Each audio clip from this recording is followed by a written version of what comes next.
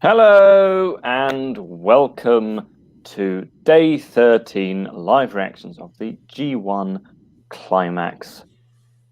How are you all? How are you, Tempest? It's your birthday. Everyone say, happy birthday, Tempest. I know he shares his birthday with Pete. How crazy is that? But it is there we go, the 24th birthday of the greatest masked wrestler, arguably in history. I'm going to go arguably there because some people might argue, but I don't see what there is to argue about. Yes, so it is day 13. We are getting towards the end of the G1 Climax for this year. Tempest, can you run us through the points and today's card? I can do that, in fact. Let me just grab my sheet of paper here, because I did also run through all of this. Thank you to everybody wishing me a happy birthday in the chat. I do appreciate it, although it is quite early. For anyone who didn't see, you can go and check out here on Wrestle2 when this is over. You can check out the review of the last week of shows that I did with Sana Lad. It's about an hour long, cover 4 shows. I also break down the points and how everyone is looking heading into the final week. That being said, here in the A block, you've got Jay White, Will Ospreay, Kota Ibushi, and Kazuchika Okada all with 8 points atop the block. Then you've got Ishii, Suzuki, Taichi, and Shingo Takagi all with 6 points just below them. And then Jeff Cobb with 4 and Yujiro Takahashi with 0. So, I know. So you've got 8 people who are all within 2 points of the lead. Obviously, there will be tiebreakers and things that go into that when you really come down to it and you have to decide a winner, because tiebreakers is based on who beats who and everything like that. But for right now, if someone goes on a 2-match winning streak and a few of these other guys, lose, we're going to see a big shift in this tournament. And I know we're not watching the B block, but just for the sake of it, the current B block standings are Tetsuya Naito in the lead with 10 points, then Evil right behind him with 8, then Tanahashi, Goto, Yano, Sonata, Zack Sabre Jr., and Juice Robinson all with 6. Then Kenta with 4 and Yoshihashi with 2. So Yoshihashi, kind of the B block's Yujiro. I don't think he hasn't gotten a win in quite a while. And meanwhile, same sort of situation, but a big chunk of these guys are all kind of clustered up in the middle of the B block. So we'll have to wait and see. Like you said, we've only got about a week left before the final, and it'll all really depend on how these last few matches really turn out. This is we're getting into nut cutting time, and it's looking real interesting. Nut cutting time. Sure, damn right. What is nut cutting time? You gotta cut some nuts, so you gotta make sure that yours don't get cut. Now I'm gonna try and find the results quickly, or not the results, but the schedule. That was the worst explanation of a saying I think I've ever heard. But thank you for doing your best. You're quite welcome. Flame Inc. As our first super chat of the day to say, with the WWE draft, what would be your top 5 New Japan and WWE trades? Please do not pick former WWE to New Japan and former New Japan to WWE. Well, I would go for Kushida, Shinsuke Nakamura, AJ Styles, Brock Lesnar, and Finn Balor. No, Cesaro, I'd like to see in New Japan for a bit. Has Samoa Joe ever appeared in New Japan for a bit, or is that no? Not really. Right. Samoa Joe. Oh boy. T-Bar or Dominic Dijakovic when he was actually good. I feel like that would be a lot of fun. Help me out here, Tempest. Who would you like to see? I'd like to see Ricochet go back, be a part of the junior division again. He's not allowed to. That's what you said. That's the whole point. It's got to be people who are not former New Japan stars. Is that what he said? I thought he Yeah, he please meant do not like pick former New Japan to WWE.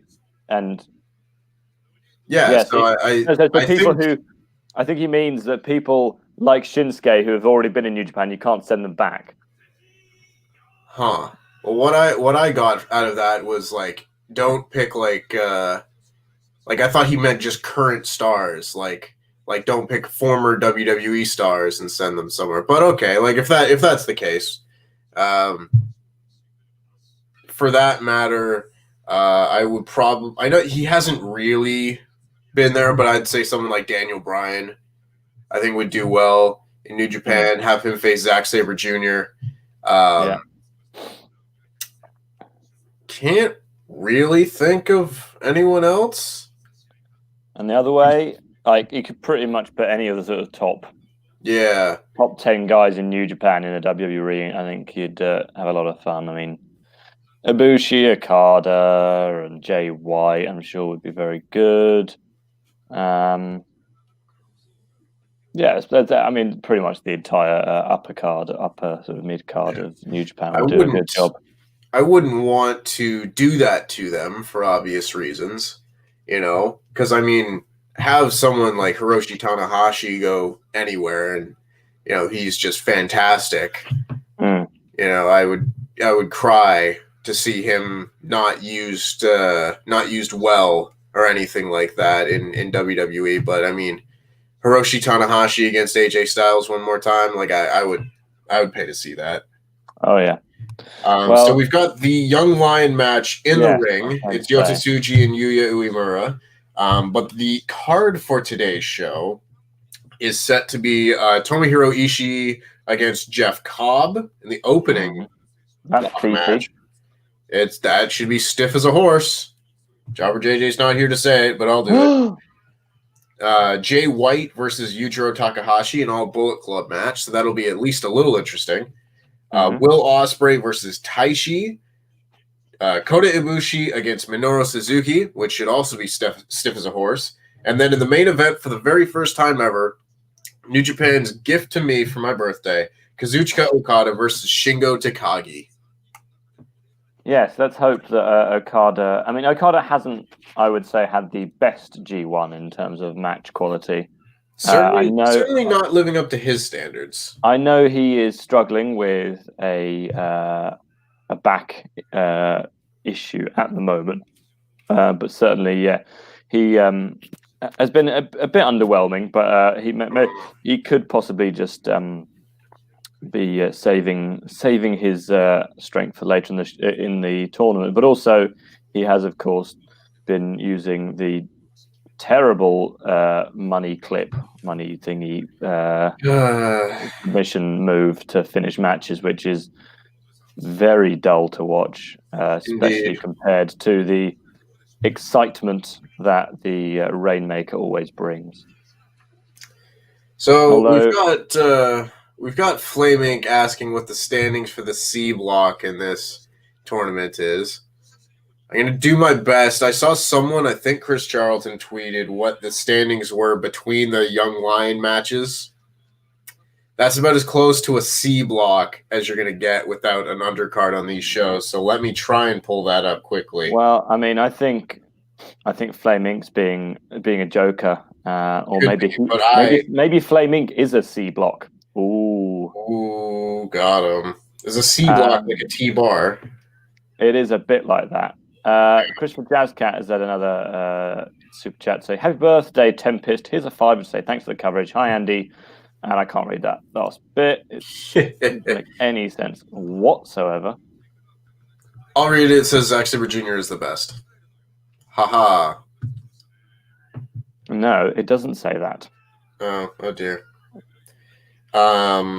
So currently, Yota Tsuji amongst these matches has had 4 wins, 2 losses, and 2 draws, while Kid and Uemura both have 3 wins, 4 losses, and 1 draw. Ah, so Tsuji is really the standout competitor. So far, that's the case. So in your face, Flame Inc. Yeah, take that, Flame Inc. Yeah. And in case he's not joking, as he asks, normally there are 4 blocks, right? No, in this tournament there are A and B blocks, and then people who are just kind of like in no man's land and all that like to say, "Oh, I'm the winner of the C block this year." Like David Finlay and Toa Henare have done stuff like that. Years ago, they had like 4 block tournaments, but that has not happened in a very long time. Ariz, this is not actually a robe. It is a WrestleTalk hoodie, which you can buy from. It's always confusing. WrestleTalkmerch.com. Go and check it out. There's lots of lovely merch on there. Or if you just want to spend some money, then you can send it to Tempest for his birthday. It's true. Although, don't do that. No, don't do that. I don't think that's legal without me providing some sort of goods or services. So, well, you could reply saying thanks. Just that would become a pledge hammer if you're not already. I followed someone on Twitter the other day, and they said it made their day. So, yeah, follow me on Twitter if you haven't already. We have a profound effect on people. Of course, you know it's interesting. Since I appeared on Quizlemania 11 back in June, you know, my limited amount of Twitter followers has seen a spike, and I now am followed by people who actually interact with my tweets. Wow, which is very different, and I do appreciate it. How many followers have you got now? Something like 360, maybe 370. Wow. It's like, have you got one follower for every day of the year? Yeah, 390. How about that? Oh, you got a 1 point something followers. I have more than you, but yeah, you do. I just use Twitter to complain about things. If you go back on my timeline, you'll find that most of my tweets for about 4 years were just me complaining about the Toronto public transit service. So, oh, nice. I think everyone complains about that.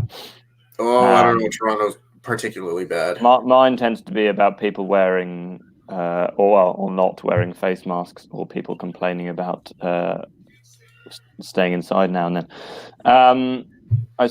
Here's one. I was in the shop just before this getting some supplies, and or the store, and there was a woman came in who she was wearing a mask, and her child, who's probably around 5 or 6, was not wearing a mask. Why would you not give your child a mask, given that they are more vulnerable and probably more likely to spread, given that children spend most of their time with their hands up their bottoms, in their noses, in their mouths, and on dirty things? Yeah, don't really have an answer for that one, unfortunately. You know, being mad at people not wearing a mask is a much better thing to complain about than the bus not arriving on time. Oh, Tsuji has really wrenched in this Boston Crab. This appears to be his finisher of choice from this tournament. There was a graphic of him earlier with normal hair, and he was quite handsome. I've always thought so, especially during the it's like the, I don't know how to say it, but they do the video telling fans, like, don't jump the rail, don't record anything, you know, don't use profanity. And he's in that with Tomoaki Honma and Ryusuke Taguchi. And he's a very handsome man. But then his hair just gets fluffed out, and it's like, goodness gracious. What are our thoughts on Big E? What are our thoughts on Big E being removed from the New Day? Well, you see, they just didn't have... They had way too many tag teams. They needed to split another one up. Yes. Well... Oh, wow. Oh. Uemura got the win with his arm trap, belly-to-belly suplex. Yeah, I enjoyed that move. Yeah, I mean, I guess they still have a tag team, given that it's Kofi and Xavier still. But I didn't want to see it happen. But if it was going to happen, then it's right that it's Big E who is the singles star. Like, I still think he is going to be New Day. Like, I think he's going to be affiliated with them. I think he will probably continue to wear, I don't know, unless he's going to go in a more sort of serious direction. So who knows? Yeah, I think it could be very good for him, especially now that he's on a singles roster which has the likes of Roman Reigns and Seth Rollins and Dominic Mysterio and who else was I thinking? Like Matt Riddle and Jeff Hardy, Sami Zayn, Daniel Bryan. So there's a potential for a lot of good matches there. Yeah, I wasn't actually. I'm not sure I was surprised by any of the actual draft moves. I was disappointed to see Lars Sullivan return with a different beard. Yeah, so we've got. I'm just having a look at all the moves. The sort of standard ones. AJ Styles to Raw, but we kind of knew that was coming. He has said in the past that he wants to watch his son's football games, which is fair enough on a Friday night. And also he's not that big of a fan of Paul Heyman. Naomi moving to Raw, that's cool. Sounds like she'll probably be joining the Hurt Business.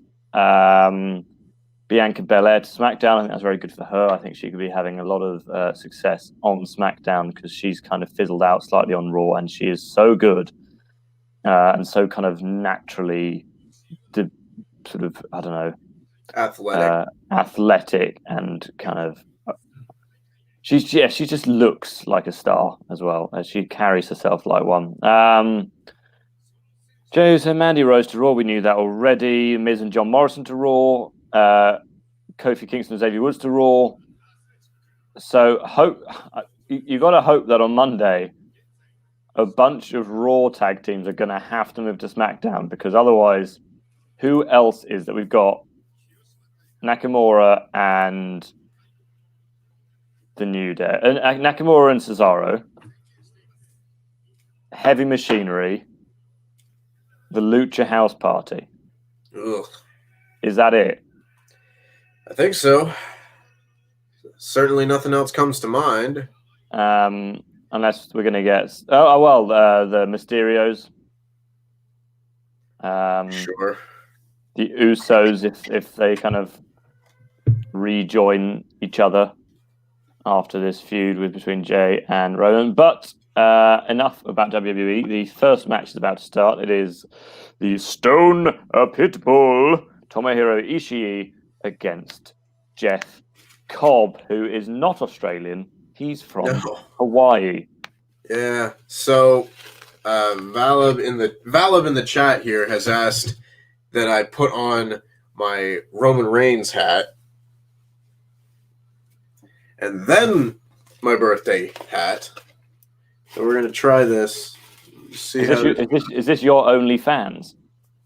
I guess so. I should have asked for a super chat if you wanted it to get done. Yeah, guys, if you want to take his clothes off, it's going to cost you money. He's paying me to put more clothes on. Andy is king, says Movie Nation. Yes, I am. You're right. Also, this is not a beanie. This is a toque. It's the type of hat. A toque. That is what it is called here in Canada. Oh. Yeah. I did not know that. Well, that's your birthday fact. It's true. If Big E could do flippy shots, stuff, he would be amazing. I don't think Big E needs to do flippy shots. I think he is amazing the way he is. Yeah, because he's amazing, just the way he is. Right on. Right. He's amazing. So amazing. Tomohiro Ishii versus Jeff Cobb. Glenn Davis has the correct pronunciation or correct spelling rather of toque in the chat for all of those wondering. Is it Tuuuuuq? QK. Yeah. It should be, but no. Tokwe. Tokwe, yes. I love wearing my Tokwe. Can I just say that I think my least favorite word in the English language is queue? Like, I'm waiting in the queue. Q-U-E-U-E. Yeah, because it's spelled Quewe. Don't you call it a line in Canada? I mean, or do you yes, call it... but there are still, like, I would never say, like, oh, you're waiting in line if you're, like, in a, online queue. You just say, I'm waiting in do you prefer pool queue and billiards queue, the CUE? I do, because that looks, correct. It's not spelled Quewe. What's your favorite word in English language? Ooh. There's a lot of good ones. Squandered is a good one. So I like ones with a kind of squelchy sound. So I do like squelch. I think that's a great word because you could be from anywhere and you go, oh man, that's squelched. You'd be like, well, I know what that is. Yeah. And words that are kind of nice to say, like flump. I feel the same way about the words brisk and crisp. They just sound like their meaning, and I like that. They're not quite onomatopoeias, but they're sort of onomatopoeic. And onomatopoeia is another fun word to spell. That is a fun word. If you're feeling nasty. Ooh, a kip up from Jeff Cobb. The two are sort of trading who's got the biggest chest and the smallest neck at the moment. And Ishii hits Cobb with a suplex to try and make his neck even smaller. Ishii's just about got the upper hand, but the match seems to be sort of focused on, hey, we're both big kind of square lads. Let's run into each other a lot.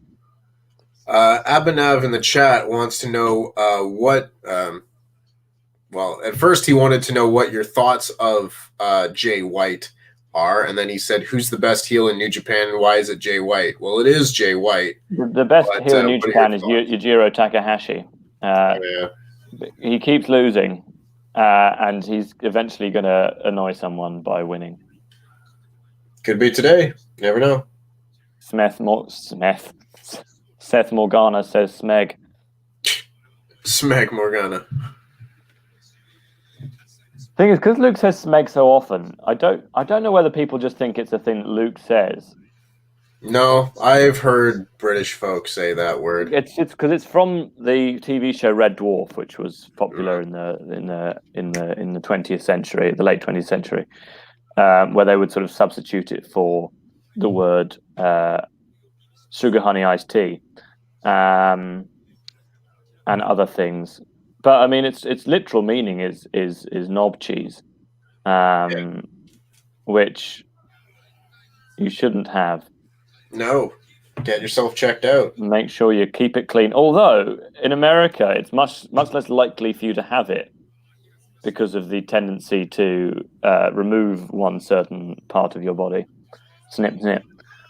Yeah, if you watched a recent episode of Being the Elite, they talk about that for some reason. The Dark Order did.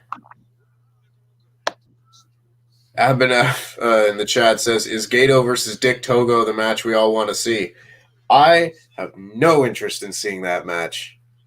If they all just stopped going to ringside, I would. Interestingly, a Dick Toga is another name for a foreskin. I'm glad we just got back around to that. Hey, once you broach this topic, you can't leave it. Of course. So a big side suplex, back suplex, whatever it is, from Jeff Cobb out of the corner. I feel like you're half a second ahead of me now. It's normally been the other way around. Yeah, I was gonna say usually the folks in Britain have had the faster stream.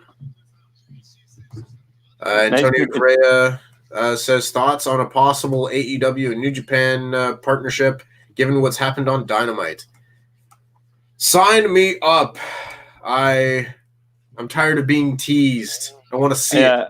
I would say sign me up, but also this is the kind of thing AEW wrestlers do. They do like teasing. But yeah, the latest report from the Wrestling Observer newsletter is that both sides feel now that because Harold Meij is leaving, that there is much better chance of a partnership being formed, which is promising to see because Tony Khan himself has said that Harold Meij leaving is very promising for a potential partnership, and I think it makes sense. Obviously, New Japan have had the partnership with Ring of Honor in the past, but obviously they're never going to have a partnership with WWE. Yeah. So for them, I think it is the best way to give them more Western appeal, especially in a year where like the attendance, the Western attendance at Wrestle Kingdom is going to be very low, if at all. I mean, it might be sort of expats turning up, but it's going to be a bad year for sort of New Japan's non-Japanese audience, should we say? Yes, I mean, this to me is very exciting. Obviously, there were a lot more references on this week's episode of Dynamite. I know, like Dave Meltzer said, don't read too much into like Hiroshi Tanahashi appearing in Jericho's video. But at the same time, if they didn't want that to happen, I don't think they would have, you know? Yeah. And on top of that, you also had like Jon Moxley and Lance Archer's video package specifically reference New Japan Pro Wrestling for their match earlier in the year. So that's promising. You had Kenny Omega alluding to the G1, again promising. And of course, since then on Twitter, you know, you've had guys like Orange Cassidy and Evil Uno, you know, openly saying like, "Oh, I'm thinking about the World Tag League," or "I'm thinking," or when is the best? When is the best juniors? Yeah. You know, so if there's smoke, there's usually fire. I tend to think that like once is a coincidence, or once is happenstance, twice is coincidence, three times is action, and we've gotten it more than three times this week. So I'm starting to think that something is going to come of this, and I'd very much like to see it. Yeah, and I think, like I said, if New Japan can get 2 or 3 of AEW's biggest stars at Wrestle Kingdom, it will increase their buy rate massively. Yes. If you manage to get Moxley, Jericho, and a returning Omega or something like that on Wrestle Kingdom, I think you could really increase the potential of that show. And equally, AEW fans, I think, are much more likely to be sort of in tune with New Japan than a WWE audience, for example. So if you manage to get Okada or someone like that at Revolution next year, or at All Out or Double or Nothing, again, it's going to really bring in a new audience. People who haven't seen it, the excitement from other fans. Oh my god! Oh shit! Oh, sorry. Jeff Cobb just absolutely leveled Tomohiro Ishii with a headbutt. It's Wrestle2, so I'm allowed to say that word, but I'm sorry for anyone I offended. That was horrible. Holy smokes. Flame Inc. says, if you took the 4 champions from the major shows, Drew McIntyre, Roman Reigns versus Naito versus Eric Young versus Jon Moxley, who wins in that? Well, whoever is booked to win, as Tempest would say. If you had a chat with all 4, I don't think that would ever happen because none of them would want their champion to lose. It's true. Probably Roman Reigns or Drew McIntyre, because the only way that Vince would ever agree to that match was if his champion won. Yeah. If those guys all got in a shoot fight, I would think probably either Roman Reigns or Jon Moxley would do well. Roman Reigns seems like Drew's pretty hard. He grew up in yeah. I would agree, but I don't know. You don't bet against a Samoan in a shoot fight, and Jon Moxley is well, he's done proper MMA training. This match is an absolute corker of a match. This has been it's probably been one of the best opening matches so far. I think it's been probably by far the best one. You know, which I mean, again, shocker. You put Ishii in the match, and it's great. You know, oh, Jeff Cobb going for the tour of the islands, but Ishii counters with a big insecurity. I'm surprised Ishii's still walking after that headbutt. That was rough as guts. I mean, clearly he knows how to take it because his teeth are still intact. But yeah, wow, that was a headbutt. Christopher Cat says, I miss Kenny Omega in New Japan. I want my Golden Lovers reunion. Hangman was Kenny's rebound tag partner. Very true. Very true. Tempest, we share our birthday, says CG. Happy birthday, man. Well, happy birthday to you, CG. I imagine that is pronounced CAG. What's up, CAG? Yes. So, happy birthday, CAG. Happy birthday to you, my dude. Hopefully. Or Dudette. Or yeah, that's true. Well, I like to use dude or bro or my man as gender neutral terms. Yeah, I do sometimes find myself calling my girlfriend bro. Yeah. But it's more in a kind of sarcastic, in more in a sarcastic way. You know, like if I'm talking to my lady friend, I'll often just call her my dude and things like that. You know, a dude is a camel's penis. Well, you're just full of facts today, aren't you? And a dork is a whale's penis. I did know that one. I did know that. If you got any other animal penis words in the chat, let us know. Do you think the Shield will come now? Seth is on SmackDown. No. Well, probably when they run out of ideas, but I hope not. I feel like this could lead to a really good feud between the Savior and the Tribal Chief. I think that could be awesome. Oh my, that is a question. What's the question? Perhaps you should read it. Randy, question for you. Who in the WrestleTalk office do you think would be the first to have a kid? Oh, my Lord. It's a question. Well, the only one who's married is Luke. And I know in the past he has mentioned wanting to start a family at some point in his life. So if I was to put money on it, I would say Luke. No one else has expressed a particular desire to get married. I mean, Pete is obviously engaged to the lovely Michelle. And Pete, by the way, thank you for doing half of my job this morning so I could do this stream. Go and subscribe to Warcaster, everyone. If you like D&D, Pete is great. Ollie has obviously been with his girlfriend for a long time. Laurie's been with his girlfriend for a long time. Louis hasn't got a girlfriend because he's undesirable. And I don't currently have any plans to have children with my girlfriend. So I guess I would, if I really had to put money on it, I would say Luke. I'm not going to talk on Michelle. That's very mean. I would never do an impression of anyone. Still going.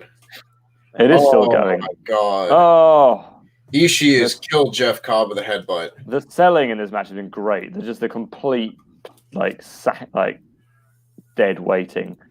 Yeah, someone, I forget who it was, but someone here mentioned that Ishii just has the best selling. And yes, he's the best seller in pro wrestling as he gets powerbombed into the mat by Jeff Cobb, who lifts him up into a huge tour of the islands.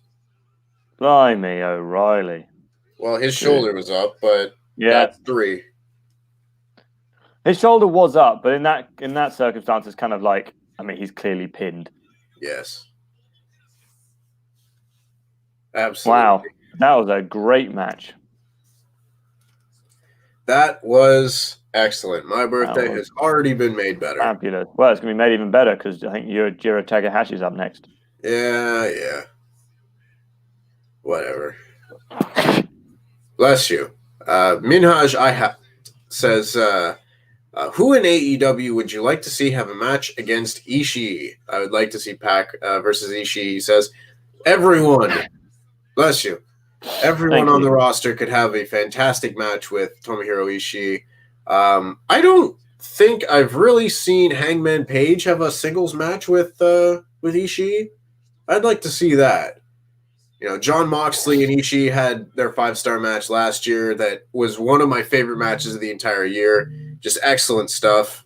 Abinabs' Brian Cage versus Ishii. That would be fun. I like the sound of that.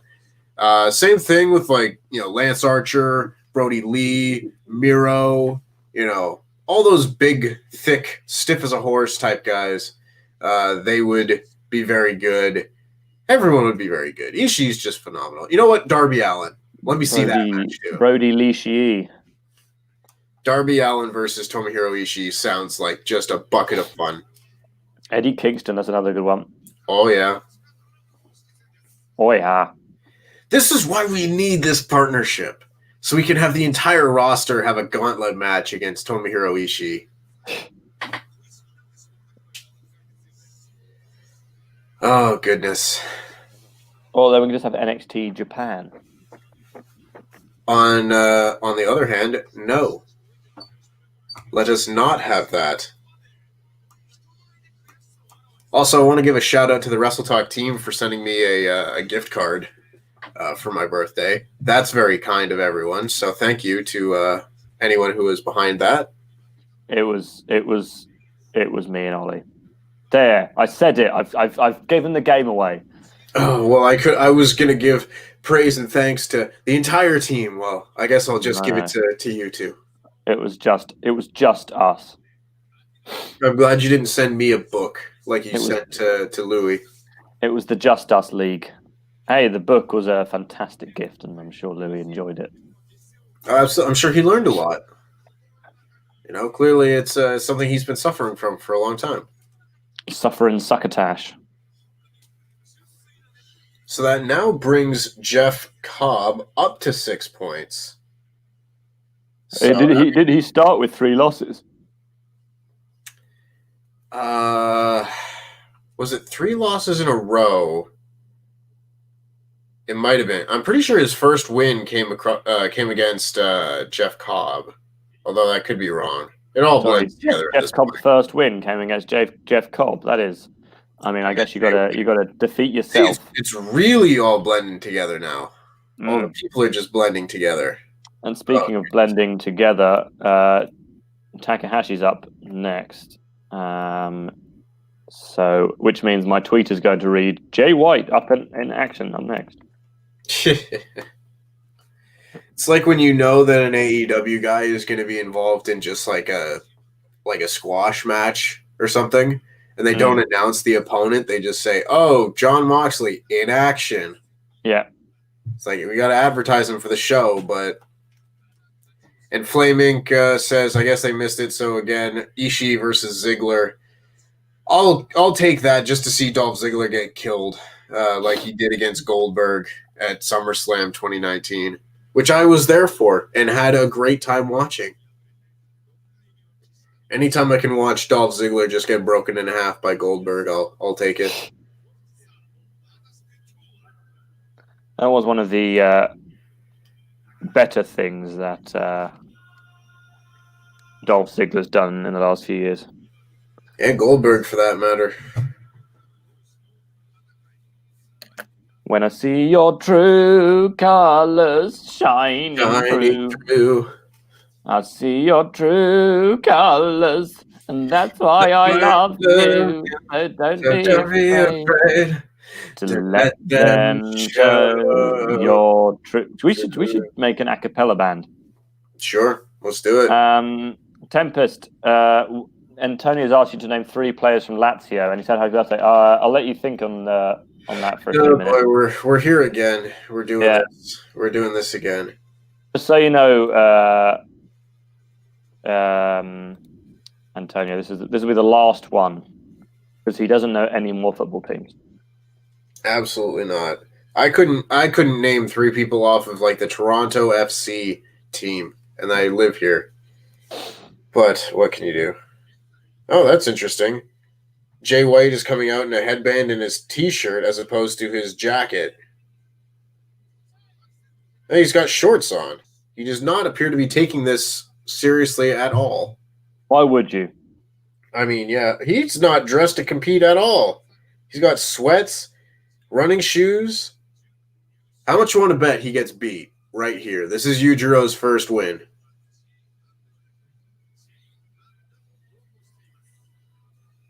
He looks like a Zumba teacher. Oh, that's not very nice. You can't do that in a pandemic. Oh, that was rank. Is that gum? That or just spit. That's horrible. For those who aren't watching, Jay White just spat in Gabriel Kidd's hand during a pandemic. So, Tempest, have you got those Lazio players? Yeah, I've had a few minutes to sit on it to think of some players. You know, again, it's tough. Like I said, especially at 4:41 in the morning. You know, everything kind of blends together, especially European football teams and such. Excuse me. But you had Joaquin Correa is one. Mm. At least I know how to pronounce his name. You know, it's 2 names of one is an actor and one is a baseball player, so that makes it a little bit easier. Jordan Lukaku is another one, and what's his name? Yeah. Ciro Immobile. Yeah. He's a really good player, which I always think is one of the better names of a football player. The fact that he's called Immobile. Or Immobile, as he is actually called.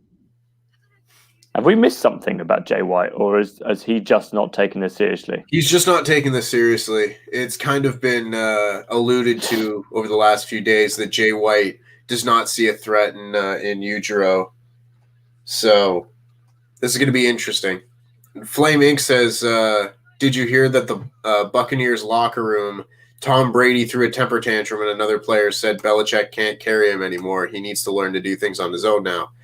I did not hear that. If that's true, that's very interesting because, I mean, he royally screwed up that last match. Yujiro is now lying down for Jay White.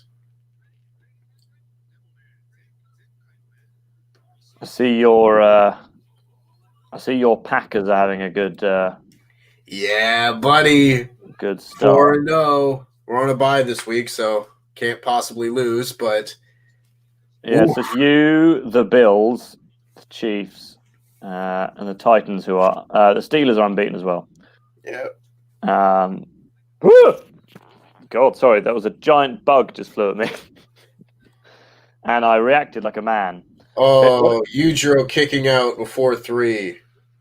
He's not gonna let Jay White pin him like that. It may have sounded like I was really scared of that bug, and I went, "Ooh!" But the microphone affects the way I sound. What actually sounded, if you'd heard it in the room, it would have been much more manly. Oh, of course. And did you watch basketball? I do sometimes watch basketball. I haven't been watching this season, but I did used to have BT Sports, which is what the NBA was shown on in the UK. And I would watch matches because I used to work night shifts, so I would often either tape the matches so I could watch them after my shift, or I would watch them beforehand.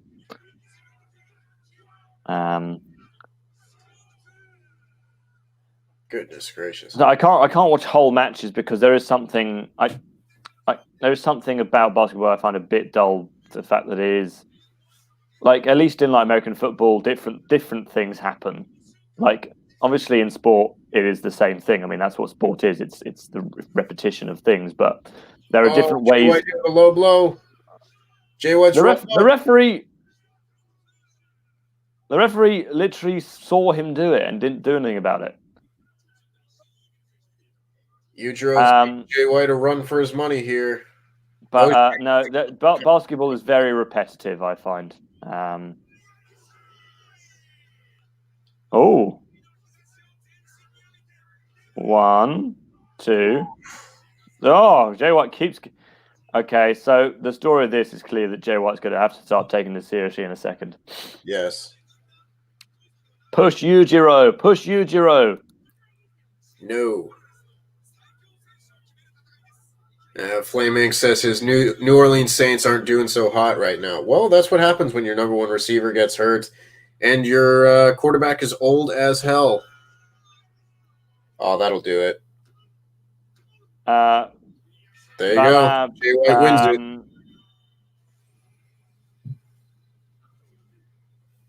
You know what? It was quick. Yeah. So I'm not offended by that match. That was the correct booking. Valab says, "How do you watch WWE if you don't have BT Sports, Andy?" Well, I watch on specific streaming services because I can't watch it at night because I have to work the next morning, so I have to watch it in the morning. At which point it is no longer on BT Sports. Abhinav says Tempest doesn't make me a bad Canadian that I don't support any teams. Like Jay White's in the ring with a chair. Oh, he's mad. He's big mad. So apparently the idea was that Jay White had called Yujiro a team player who would like to basically lie down for him. Yes. But that doesn't happen, so that's why Jay White is upset. Yeah, Abhinav says the teams he cheers for are the Patriots, the Heat, the Yankees, and the Bruins. Yeah, you're a very bad Canadian with those teams. Like, if you were picking other teams, maybe... That is a strange collection of teams. I mean, 2 from Boston, 1 from Miami, 1 from New York. I don't... I mean, you can't support a team from Boston and a team from Miami and a team from New York, can you? Yeah, those places all hate each other. So I think you're doing something wrong there, pal. And 3 of your teams there are 3 of my absolute most hated teams in all of pro sports. So you're not winning any points with me here. Did you see yesterday that I tweeted about Luke's comments regarding a WrestleTalk 6-pack challenge? Yes, I did see this. Who would you back in a fight? I'm not asking you to back me because I genuinely don't think I certainly wouldn't win a actual shoot fight. But who do you think would take the pin? So the 6 people involved, I would presume, would be Luke, Ollie, Lori, Pete, Adam, and yourself. That is correct. Those are the 6. I'd have to go with Pete. See, my decision was between either Pete or Luke, because Pete, while he's a shorter gentleman, he did used to be a personal trainer, so he did used to do parkour and things, so he has a physical background, shall we say. Whereas I don't think Luke's ever played a sport, or done anything physical other than walking. Sorry, there's a fly on my camera.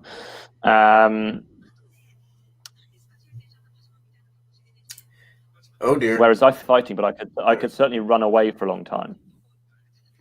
Well, I equate it to like who tends to do very badly in Quizlemania, which is very wrestling based, which Pete would be up there. But of course, the proper answer is whoever's booked to take the pin. You know, of course. That's true. That is true.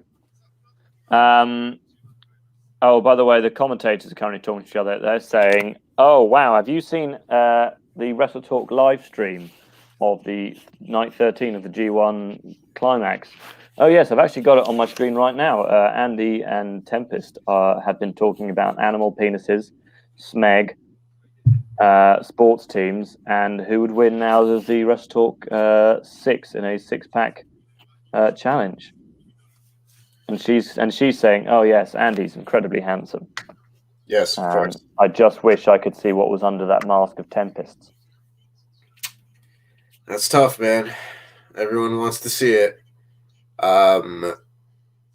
had one here. Valib says Pete is a member of the Dark Order and tags with Alex Reynolds, so he'd win. That's true. Pete Hadn't thought of that. Pete has a background in sports entertainment. Flame Inc. also lists his sports teams here in North America as the New Orleans Saints, the Houston Astros, the Chicago Bulls, and the Dallas Stars. Only one of those choices offends me, and it's the group of dirty, rotten cheaters on the Houston Astros. Why are they cheaters?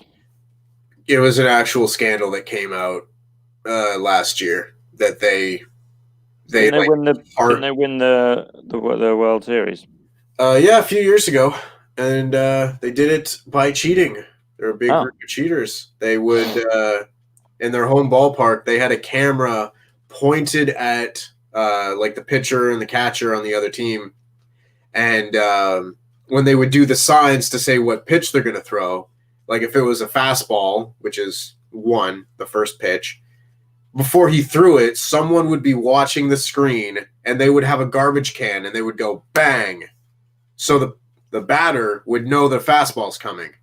And if they're going to throw a curveball, which is 2, they'd go bang, bang. So you know not to swing at the curveball. And it's like that guy who was on Who Wants to Be a Millionaire and cheated. Yeah. Like, this wasn't like a, kind of bending the rules and whatever. This was like, no, they hardcore cheated. Like, no question about it, cheated. It was just, oh my goodness. And you look at the guy who, unfortunately, was like one of my favorite players in baseball, Jose Altuve, because he's like 5'4" something. He's like really short. But he won the MVP that year because his batting average was like ridiculously high. And then this year, after they found all this out, his batting average dropped like a full 200 points. Oh, nice. So it was like, oh yeah, maybe he wasn't an MVP after all. He was just really good at cheating. Yeah. So Flaming says, haven't watched in a few years, didn't know that. Funny. Yeah. You might want to look for a new team. But I appreciate the birthday messages that you've sent. Otherwise, your other 3 teams, I have no problem with you cheering for. The Dallas Stars, the New Orleans Saints, and the Chicago Bulls are all very lovely choices. I actually do like the Chicago Bulls when my Toronto Raptors are not doing well. I enjoyed watching the Last Dance on Netflix. That endeared me to the Bulls. SDR suggests that Laurie takes the pin and Andy wins with a 10:30 springboard corkscrew moonsault plancha press. My finish is actually a standing elbow drop. It takes out. It's not even like I don't do the going across the ring. I just stand there, one elbow drop. You know what I saw on Twitter though? I saw on Twitter last night. There was a GIF of Perry Saturn doing an elbow drop. It was just about the best goddamn elbow drop I've ever seen in my life. I retweeted it. So go to my Twitter. I'm gonna go have a look. It is mesmerizing. Is beautiful. A friend of mine just posted a picture on her Instagram of a form that she was asked to be filled out, and one of the questions was, "Are you currently married to someone under the age of 18?" Oh Lord, which is an unusual question. Let's have a look. Oh wow, is that sped up? No, it's just beautiful. He's like a little bullet. Yeah, like he does the full rotation and just lands perfectly. It's the most gorgeous elbow drop like I've ever seen. It actually lands as well, like most elbow drops, which kind of miss people. Yeah. Wow, I could watch that all day. I spent like a good couple minutes watching that on loop. Antonio Correa says thoughts on this Bullet Club Civil War storyline. Well, I mean it's fine. We're gonna have to see where things go. Ultimately, like if you can get all of the Tongans and the Bad Luck Fale back in the company, you could maybe do a deal where you split up the foreign Bullet Club and the Japanese Bullet Club, because there's enough guys in the Japanese Bullet Club at this point that you could do something like that. If I was going to say, if there was an AEW New Japan deal, would you like to see some AEW guys join the Bullet Club? I mean, it's tough because I feel like whenever you get into having like a faction having like different sub groupings just in different companies, I just feel like it kind of diminishes things a little bit. Like they did a pretty good job with like the Ring of Honor guys when they were in Bullet Club, because for the most part they were still like in New Japan. It was just like, oh, we're just also still a team when we go to Ring of Honor and stuff like that. But I don't know. I mean, it depends how they do it. Obviously, like if Kenny Omega was to like rejoin Bullet Club or something like that, then I think it could possibly work. But otherwise, I'd like to kind of see them kept separate more so. Our next match is up now. I think I know what it is, but let's check. Yes, it is Will Ospreay against Tai Chi. Very good. So we'll have to wait through this very long entrance. So where he doesn't even sing. Papa here says, "Go Braves." That's right. I mean, of the teams left in the postseason here in baseball, I would like to think I would cheer for the Braves right now. Flaming says, "I lived in Colorado. I could follow the Rockies, who choked in the World Series. You know what? It's better than cheering for cheaters. So you can go ahead and do that." Movie Nation likes the Warriors, the Raiders, the Golden Knights, and the Cubs, and Everton FC. So shout out to them. Who likes Everton? Who said that? Movie Nation here in the chat. You're going to get banned from the chat if you say that again. Have you? I spoke about that briefly. Mentioned the Who Wants to Be a Millionaire thing. Have you seen that? Maybe. There was a guy in the early 2000s who won Who Wants to Be a Millionaire, and immediately afterwards, a lot of people were going, "There's something not quite right about this," because not only was he kept going, I think it's B, and then going, oh, actually it's D.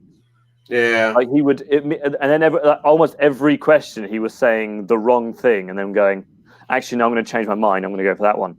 And it turned out that his wife was in the crowd, and every time he said, I think it's D, and that was the wrong answer, she would go, so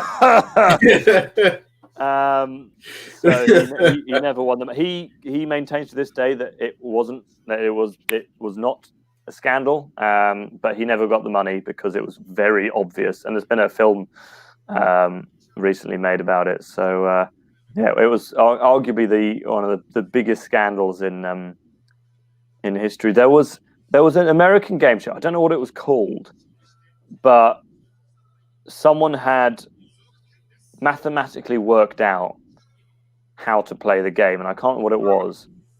But he won loads and loads of money, and then then people found out that he had basically cheated the system by figuring out how to play, but actually he hadn't broken any rules whatsoever.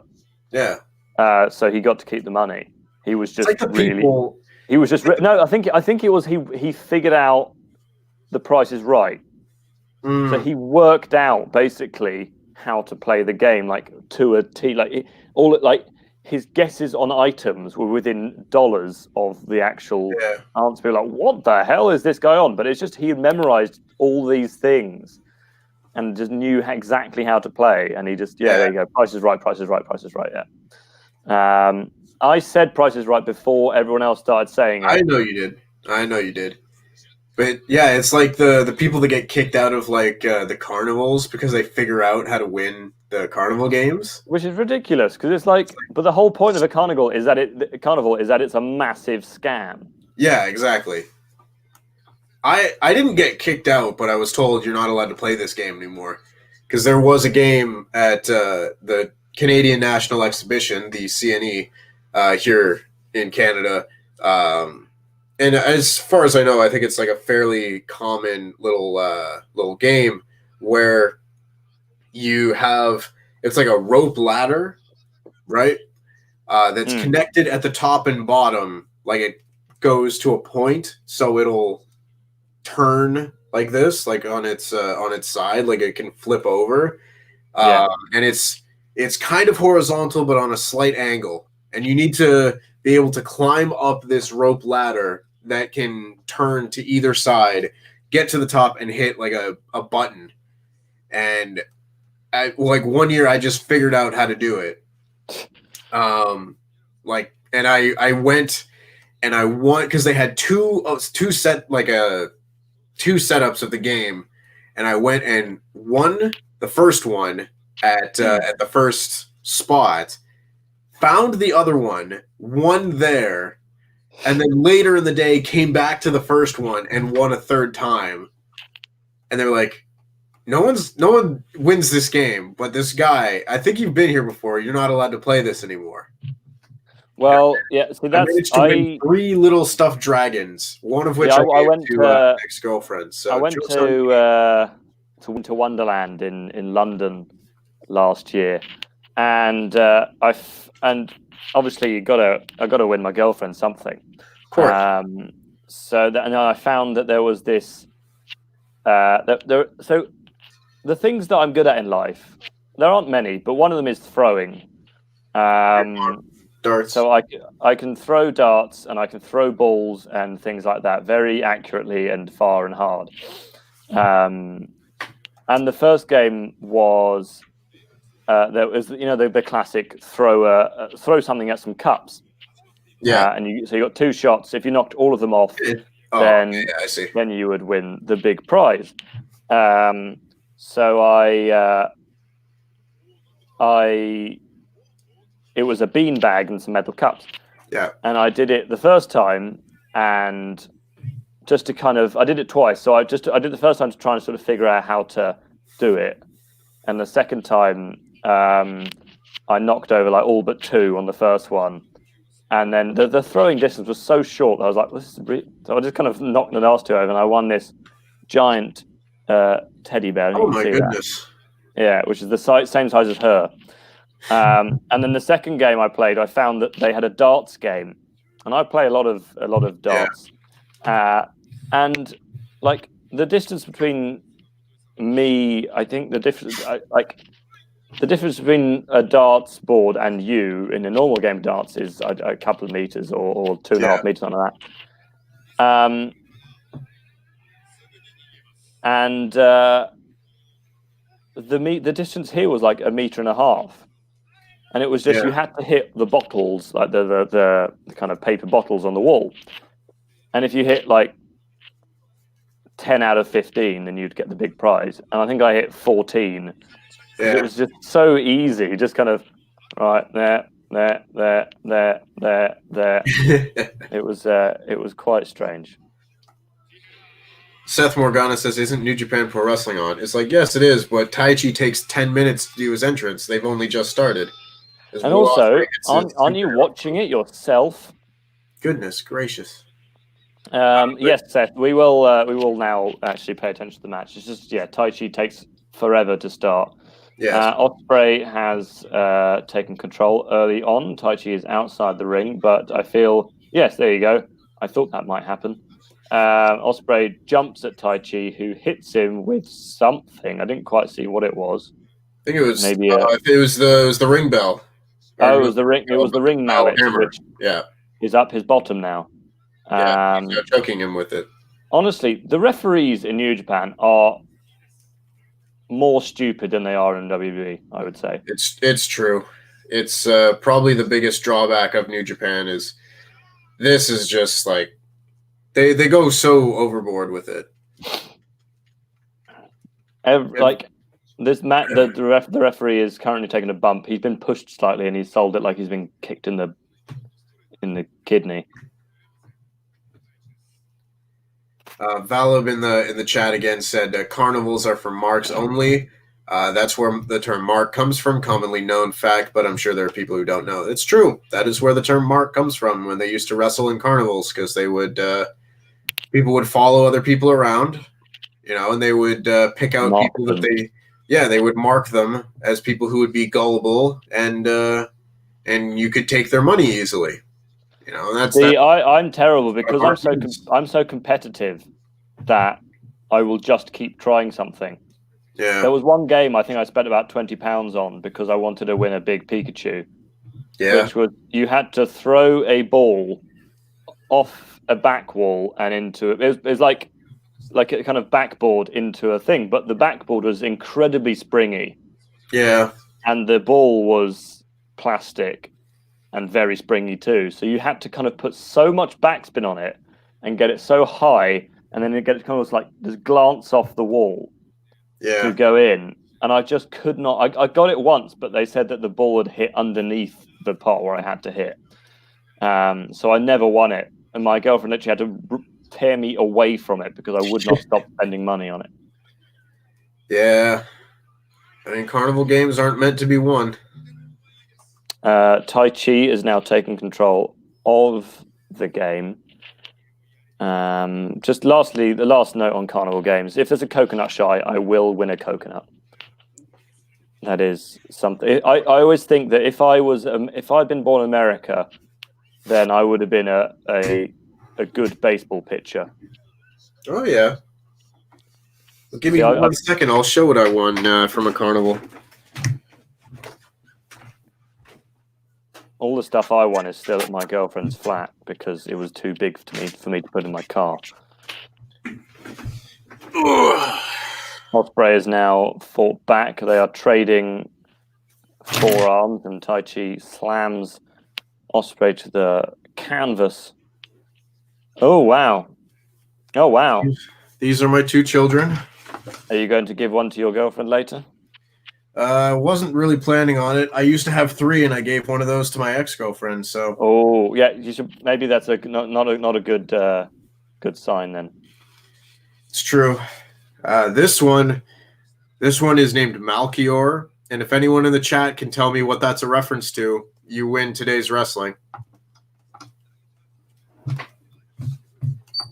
There's got to be someone out there. Well, I know what it is because I just Googled it, but I will let other people have a guess. People is cheating. So the big teddy bear I got for my girlfriend is called Marshmallow. And the big hedgehog I got for myself is called Beans. Very nice. Ospreay hits the Sasuke special, laying out Tai Chi. He's now taken control of the match once again. The Sasuke special, which makes almost 0 contact every time you get hit. You can't. Valib says 3 wise men, but I hope you mean from Chrono Trigger. That's not what I'm talking about. You lose wrestling for the day. Malchior is from something else. He is a purple dragon. Walu TV has popped into the chat saying happy birthday, Tempest. Thank you, Dan. I appreciate it. I believe that's the 3rd time you've wished me a happy birthday so far today, but I appreciate it more every time. And I appreciate you filling out the results on the WrestleTalk website so very quickly. There he goes. Vala probably Googled it right there and says Teen Titans. Yes. That is the correct answer because he's a purple dragon. You see, he's a purple dragon whose name was Malchior. I very much like that show. Puff the Magic Dragon. Yeah. Uh-oh. That hit something. That knocked over my Nintendo Switch. Here's me holding the big bear. Oh. Well, you have a picture from that carnival that you had somewhere that it posted that I've seen before. Where you're holding the bear just kind of like this. Oh no, that's this one. That's the hedgehog I won. Oh, there you go. Yes, I've seen that picture before. Yeah, it was incredibly annoying to take back on the underground train. See, you always want to win one of those things until you have to carry it around for the rest of the day. Yeah, thankfully we went in the evening because the amount of people we saw walking around London with giant teddy bears. Yeah. So Will Ospreay hits a big corkscrew moonsault off of the middle rope for a near fall. He seems shocked that that only got him a 2 count, even though that's not a move anyone's ever won with. No, a corkscrew moonsault, just as effective as a regular moonsault, but it looks cooler. It's true. Style points. And just in case, like I've missed people or anything like that, I do see all of the birthday messages coming through in the chat, and I do appreciate them all, even if I don't like read all of them out. So yes, thank you. Another year on this planet. Hopefully, 24 is better than 23 was, because 23 about sucked. All right, Tempest, it sucked for everyone, not just you. It's true. Well, that's the thing. I don't feel quite as bad. It wasn't just like, oh, you know, lousy year, depression, anxiety, whatever. No, it's like, oh, the world just went through an apocalypse. Valab, that was the Winter Wonderland. You went to it 2 years ago. I was there last year, so we would have not seen each other. Your brother took your money and lost it at everything while you were angry at the rain. Damn, that sounds like a Billy Talent lyric or something. It really does. He took my money while I was angry at the rain. Fallen leaf, fallen leaf. Money is angry from the rain. It's close enough. Louis Nugget actually went to Winter Wonderland last year, and someone stole his wallet. Nugget. So he had a less successful time. He was sitting having dinner with his friends, and someone came up to them, was being very chatty and cheerful, and then walked away. And then Louis realized that he had been using that time chatting to slip his hand into Louis's coat pocket, which was hanging off his chair, and take his wallet. He got pickpocketed. Why you would leave your coat on a chair when it was about 3 degrees? Well, I don't know. It's not the brightest photo. True, he does have insulation. That's not what I was alluding to, but that too. I was more saying that he's stupid. Well, that's fine. Oh, high angle back suplex from Taichi. This has been another good match. Taichi's had a very decent little tournament so far. Yeah, I've been impressed, even if he does look weird and doesn't sing during his entrance. You know, I wouldn't put him in like the absolute top tier of guys in the tournament, but definitely upper middle. You know, he's done very well for himself. I was going to ask you, as I just say that he was pickpocketed. Have you heard the story? I know you're a avid Harry Potter lover, reader, all of that. The guy who did the audiobook for Harry Potter had to call J.K. Rowling when he was recording it, because he just could not say Harry pocketed it. Yeah, Stephen Fry, he is... Yes. I don't know how famous he is in Canada, but he's very famous over here, especially for doing the Harry Potter audiobooks. But yeah, no. So, yeah, Harry pocketed it. See, I don't have an issue with it. But you can kind of... If you say it too often, then you will start making mistakes, because then you overthink how to say it. So it's Harry pocketed it. See that? Then now you're thinking about it. When you say it slowly, but if you just say Harry pocketed it, it's fine. Pocketed it. There you go. Not pocketed it. Yeah. So he asked her if he could say something else, and she said no. And then subsequently, she put it in every single subsequent Harry Potter book, a version of pocketed it. Obviously, her more recent writings and views have been less than agreeable. But I think most people are mature enough to be able to distance her from her books. Some of them, perhaps. This Ospreay went for a 450. Taichi got the knees up and roundhouse kick. Oh, goodness. Taichi had hit a big clothesline to the back of the head before Ospreay kind of went for his Stormbreaker, only for Taichi to counter it into a powerbomb and have a big pin. That's about it. WrestleTalk TV says, everyone follow Tempest on Twitter. That would make my day. If you wanted to get me up to 400 followers today, that would be a nice little birthday surprise. And as he says on Twitter, for more Toronto public transit tweets, I don't have to take public transit so much anymore, as I don't have, I don't have work to go to or anything like that, and I can drive. It was more so something that plagued me in my late teen years. Oh, a huge kick from Ospreay and a hook kick. Levels Taichi. I need only 9 more. Oh my! Have I gotten another one? I have about 5,500 followers, but I'm much more famous. But Pete always had slightly fewer than me, and then for some reason, Adam Blompier decided to tell people to follow Pete, and then now Pete's got like 200 more than me. So thanks, Adam. It was the one. I mean, obviously, I've got lots of things over Pete, but like, it was one of the things I had over him, and now I don't have that anymore. So thanks for nothing. I hope your holiday year you're on right now sucks. Flaming wants to make sure that we've seen his question. I have to sneeze, and this might be bad wearing a mask.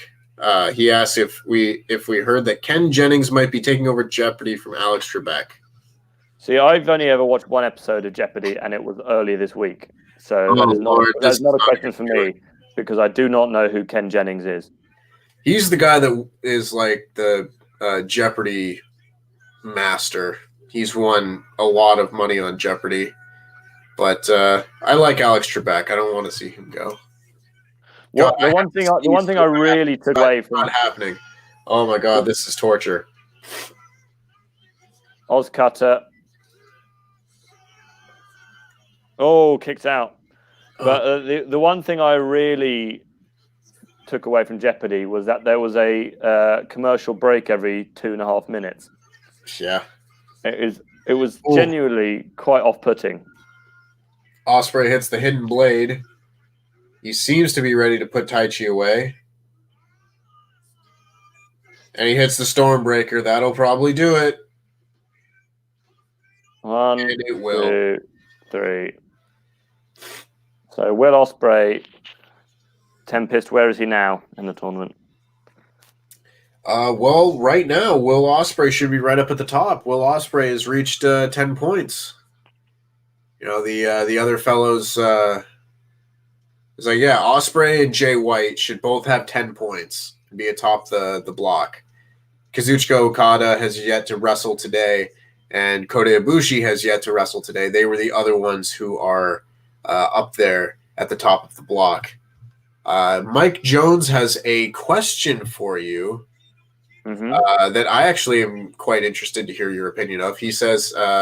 as the resident Harry Potter expert, what are your views on the Fantastic Beasts films? Oh, they can go to hell. Yeah, let's go. We agree on another thing. I think they're not like in themselves, whatever, they're just films, like, okay, cool. But it's just an addition where it's not needed. And especially the way the second one ended. Yeah. Where they go, spoilers, people, but they go like, oh, well, this guy, he's a Dumbledore. And it's like, no, but he can't be. Yeah. Like, he actually can't be a Dumbledore. So I'm assuming they're going to realize he's not, and it's some kind of trick. But there is no possible way for him to be a Dumbledore. My opinions of the two films was, I saw the first one and I was like, it's like.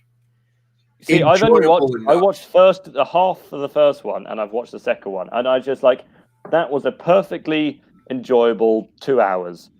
But also, there are so many plot holes. Yeah. Well, that's what I was gonna say, because the first one I thought was like fine, enjoyable, very light on plot, where I was like, there's nothing really happening here. It's just like it's an excuse for us to go and watch, like, oh, look at the magic, look at the creatures and whatnot, which fair enough. And then the second one, I thought it was just like an absolute like horrible movie. You know, I thought the second one was just terrible. And it's like when Peter Jackson decided to do the Hobbit movies. Like, no one needed that. No one really asked for it. But if you do want to do it, do one. Yeah. One film, because the Hobbit. So the Lord of the Rings books are that thick each. All of them are that thick. Therefore, one film for each is like, that makes sense. And actually, if you read the films and the books, you'll be a bit confused, because the first film or the first book actually ends at a completely different point to where the first film ends, and so on. And The Hobbit is actually, I don't know if people have read it, but it's about a children's book. It is about 250-ish pages, 300 pages maybe. It's a really small book. It's about the same length as like Harry Potter and the Prison of Azkaban, maybe the Chamber of Secrets.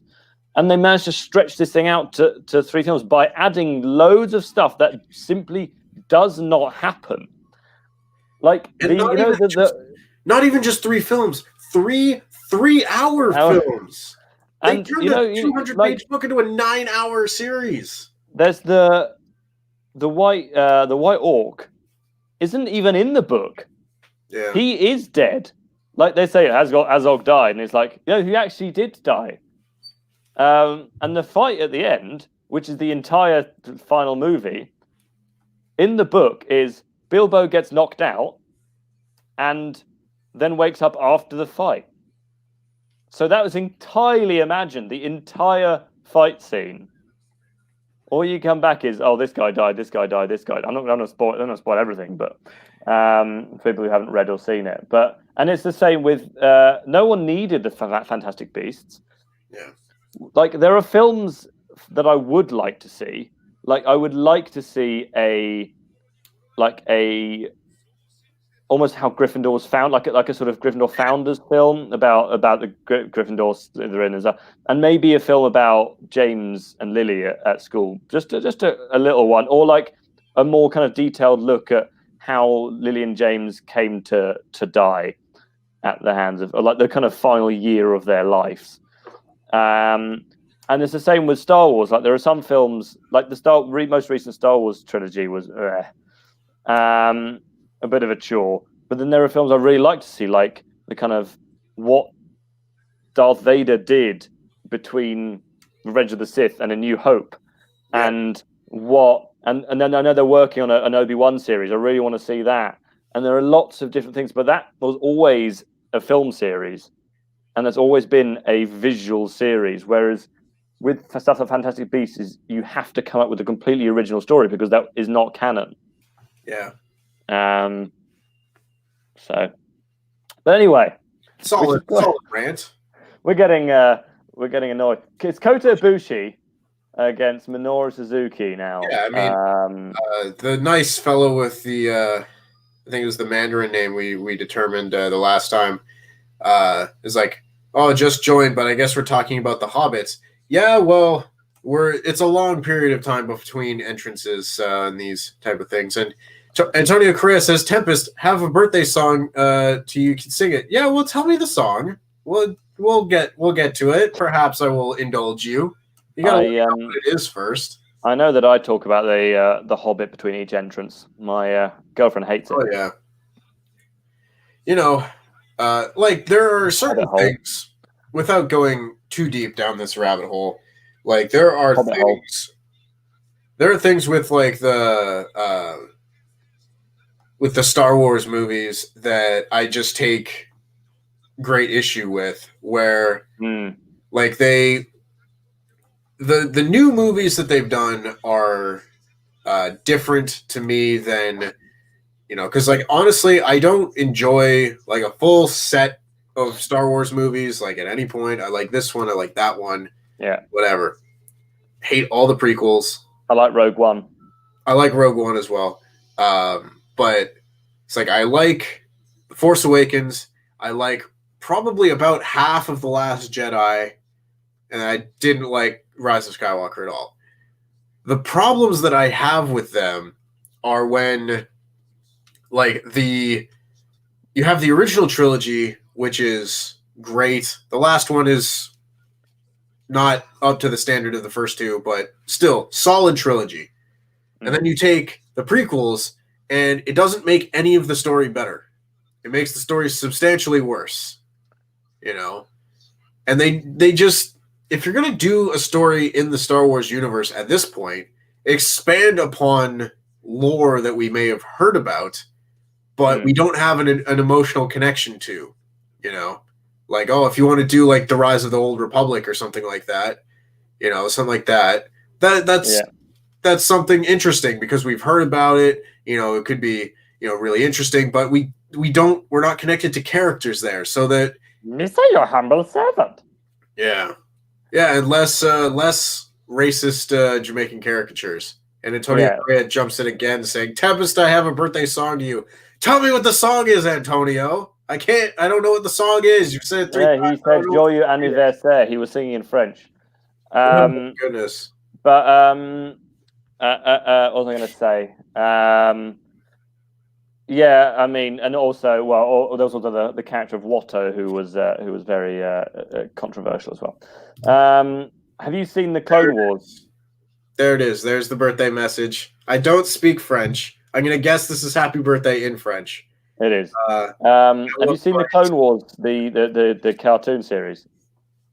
Thank you, Antonio. I do appreciate the birthday song. I've seen parts of it. I haven't gone and like watched the whole thing because what I've heard, it's got a lot of filler, and most of the time I have a hard time sitting through shows that. Yeah, there is a lot of filler, but like the overall story arc is very good.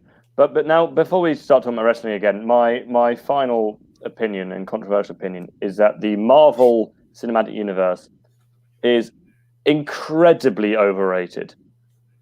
It is the same Check out my Marvel Cinematic Universe tattoo. Over and over and over and over again. It is, I am superhero. Oh no, bad guy. Okay, let's literally have a fight scene for 3 hours. Oh, and then I overcome them. That is every single Marvel film. I've been trying to watch them recently, and I'm just getting border and border and border. Well, that's not a word. More bored and more bored and more. I mean, border is a word, but not in the context I'm using it. Yes. Correct. I'm just getting more bored with every single one. I watched. What did I watch? Captain America: Winter Soldier. Like, okay, cool. There's an evil guy, and we beat him. I watched Black Panther. Okay, there's an evil guy, and we beat him. Like, I appreciate the visual effects and everything, but my God, we could miss all of them and still watch Infinity War or Endgame and be like, okay, cool, because they are the same movie over and over. There, I said it right. Kota Ibushi is currently in an arm lock. Is in an arm lock from Minoru Suzuki. I probably upset some people in the chat there. Probably. I mean, they are very similar. I'm not going to say that they're not. I think as far as examples go, you didn't pick two good examples, in my opinion. Because, I mean, of the ones that are different, Winter Soldier and Black Panther are two of the more different ones. No, I know, but it's the same general story, yeah.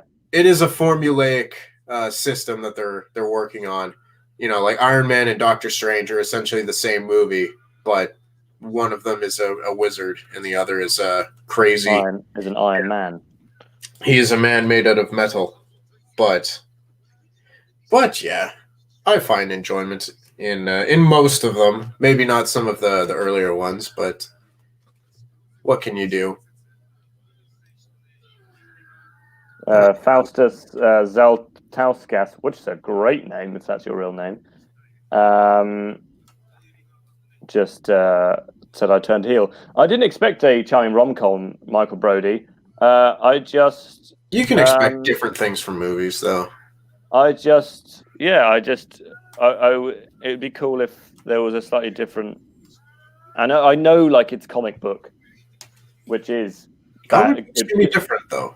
Well, I know it's generally good guy beats bad guy, and I know they don't win an Infinity War, but in the end, they do. And actually, I did watch Endgame, and I really enjoyed Endgame because it's just so visually appealing. And I do like action scenes and things like that. Oh my! Kota Ibushi and Minoru Suzuki have a heel hook on each of their legs, so they're fighting over control of that one. But like it's difficult because I like the James Bond movies, but you could say that they're actually all the same, which is James Bond meets a villain. This villain appears to have overcome James Bond. James Bond returns and wins. So there are a lot of series which are very formulaic, but yeah, maybe it's just not my cup of tea, which I think is allowed. That's allowed. Like when you look at comic book movies, like not all of them are the same. The Dark Knight is not like Logan, which is not like into That's the true. I do very much like the Batman series. I don't know why that is. Maybe it's because the kind of that feels like there's more of an overarching plot. Yeah. Or maybe I just because it's a three movie series and I can't concentrate for more than that. That's my level of concentration. Whereas there are just 112 films in the Marvel universe. Batman. So I can't concentrate. Oh, Suzuki is storming out. He is not a happy boy. Before we get enough away from some of these things in the chat, the Alpha Artist says, Tempest, what do you think about this? I saw it on Twitter. Kenny wins the AEW belt and then has a big run with it. Brags about how he can beat everyone. And there's a coin flip or guitar strum, referencing, of course, Okada or Tanahashi. Yeah, you did see that on Twitter. You saw that in a conversation I was having, the Alpha Artist. Yes, I very much love that idea. If the lights went out and you heard the coin drop for Okada, I think I would jump out of my skin, literally. I would very much like to see it. And Antonio Correa says, Tempest, how do you not speak French? Aren't you Canadian? As far as I heard, Canadians speak English and French. Well, they teach it to us in school, but after 9th grade, you don't have to take it anymore. And when I got to 9th grade, I stopped taking it because I am not good at French. It's just not something I excelled at. I wish I could speak French. Maybe if I applied myself better in school, I could, but I didn't. And he follows up by providing the English version, in case we were unaware, of happy birthday to you, my boy Tempest, happy birthday to you. Well, thank you very much, Antonio. I see. I've always been quite good at language, but I always struggled with French. I don't know why. Yeah, I went to Montreal for a weekend a few years ago and was able to get by.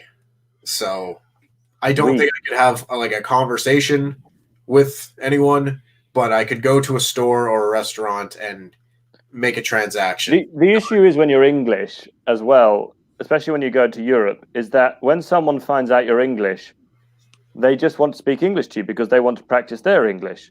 Right.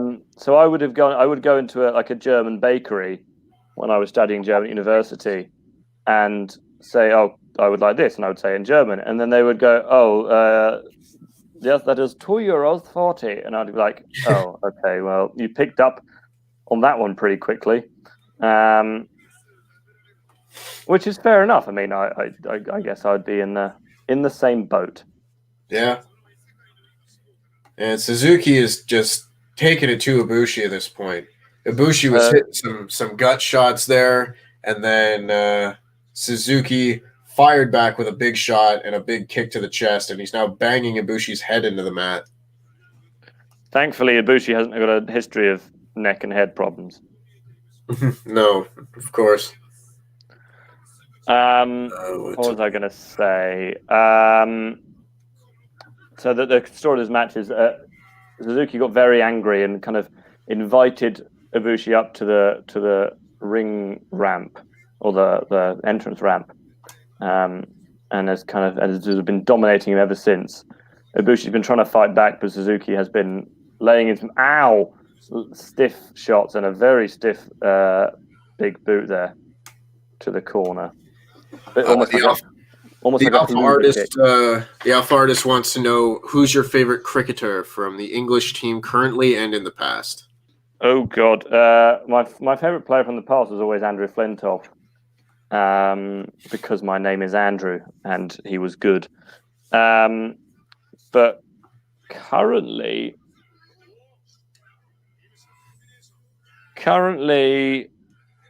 who do I like? I like Owen Morgan. I like Joe Root. Sam Curran, he is very local to me. He was born in Zimbabwe, but he is a Surrey boy, where I'm from. Yeah. I know you're going to say the same thing. Yeah, absolutely. Ibushi is hitting Suzuki with a lot of kicks, and Suzuki is sort of... it's as if he's wearing the Black Panther armor. Yeah, he's just taking all these hits. Absorbing the kinetic energy as he prepares to fire back. You can tell I watched Black Panther this week. Yeah. Solid movie. It's actually my girlfriend's favorite Marvel movie. Yeah, it's up there. I enjoy it. I think Thanos is the best Marvel villain at this point, but Killmonger is so she really likes Killmonger. Although I would have to say he's one of the lamest ones. Not in the what he's like, because he's actually pretty cool. But he doesn't really do anything. Yeah, he gets there, takes over, and then dies. Yeah, he takes over very briefly, and then gets... I mean, no spoilers for anyone watching it, but you can kind of guess where that one was going. The movie's been out long enough. You should have seen it by now. It made like $1.2 billion or some crazy, so... And Suzuki has, of course, unleashed all this energy that has built up and is absolutely decked Ibushi, leaving him prone.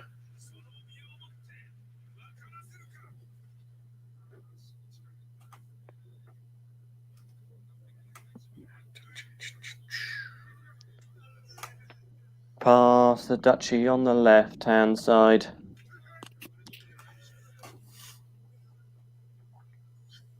Ooh, that's a very fun question. I like that. Esteban Yanez says, happy birthday, Tempest. By the way, who's your favorite Robin? And is the G1 a good entry point into New Japan? I'll take the Robin question first. My favorite Robin is probably Tim Drake. I do like Damian Wayne as well. My favorite superhero is Nightwing. Is like Dick Grayson's Nightwing. So I have absolutely no idea what... I thought ramen was noodles. Robin, like Batman. Oh, you fool! It's because you're wearing a mask. It's that your nose is squished. This kind.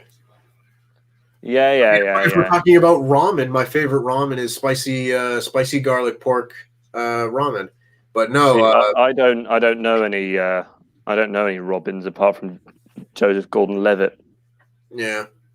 Well, like I said, Nightwing is my favorite character, but I prefer Dick Grayson as Nightwing as opposed to Robin. And my favorite Robin is Tim Drake, just because I like the dynamic of everyone kind of being in their set places, with Dick Grayson being Nightwing, Jason Todd being Red Hood, and then you've got, of course, Tim Drake being the Robin at the time. As far as the G1 being a good entry point into New Japan, like, yes and no, because if you're going to watch New Japan and you want like a condensed time period with the best matches you'll see all year, this is where you're going to find it.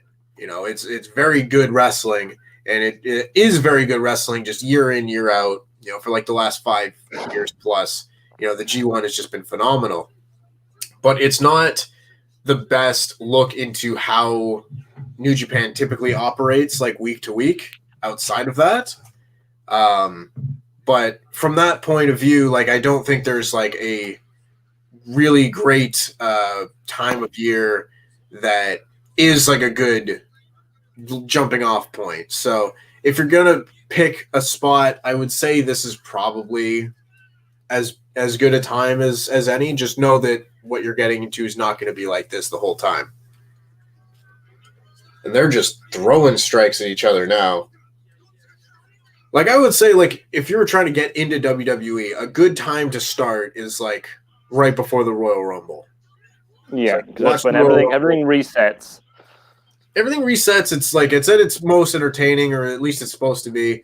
And you watch the Royal Rumble, which everyone loves, and you take it into WrestleMania, the biggest show of the year. And then if you like it, you can keep watching.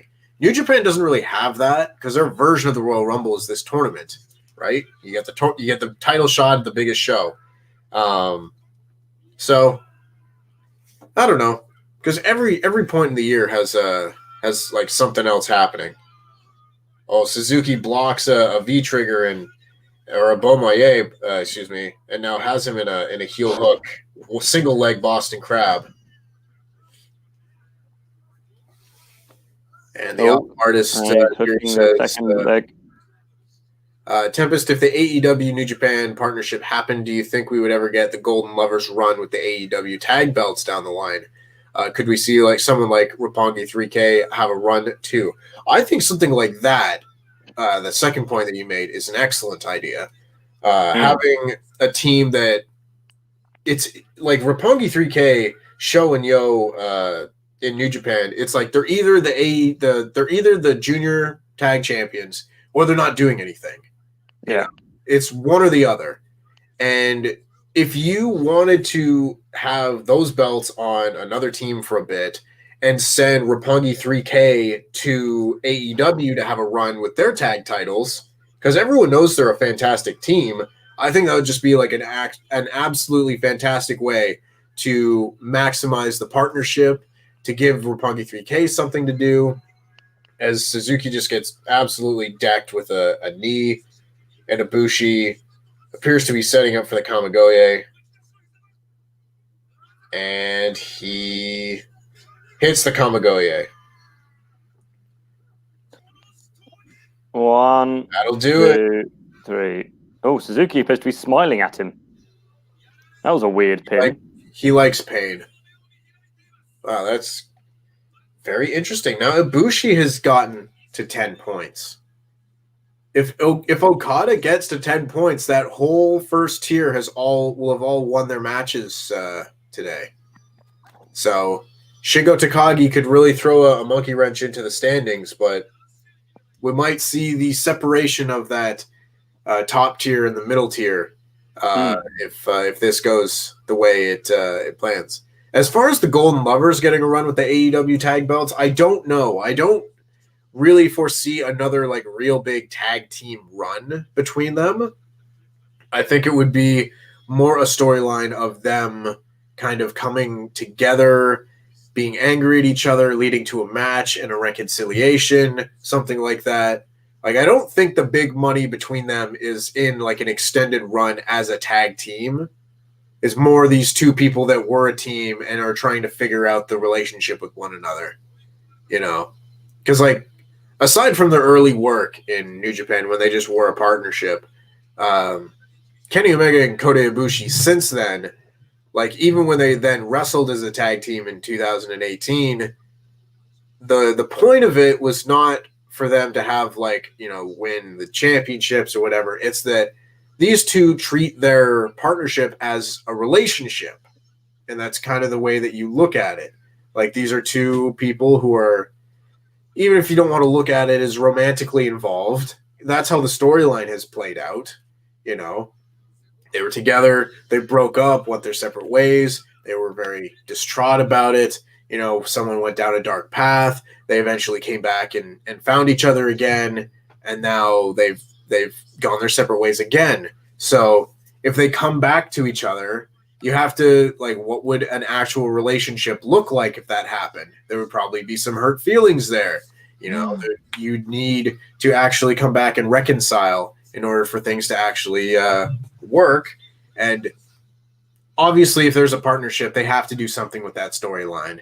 I just don't know what exactly it would be.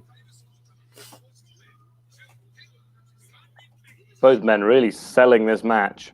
Well, yeah, it was stiff as a horse, as Valib says. Ooh. Just one more match to go now, everyone. It's the main event between Shingo Takagi and Kazuchika Okada. I've just realized that I've got to do the SmackDown review after this, and I've left my backdrop in the car, so I'm going to have to go and get that. In fact, Tempest, cover for me. Run away. If anybody wants to test... I mean, okay, Mike Dempsey says, shouldn't you treat a partnership as a relationship? There's a difference to me between a standard tag team and the Golden Lovers. Because most tag teams, it's seen as like a business relationship, you know? Like, you can be friends and that sort of thing. But there was a clear difference between a pair of friends or a pair of brothers or something like that and the Golden Lovers. The Golden Lovers are very clearly portraying their tag team as like a romantic relationship. You know, it's right in the name, the Golden Lovers. So for something like that, it's just very different in how it's portrayed.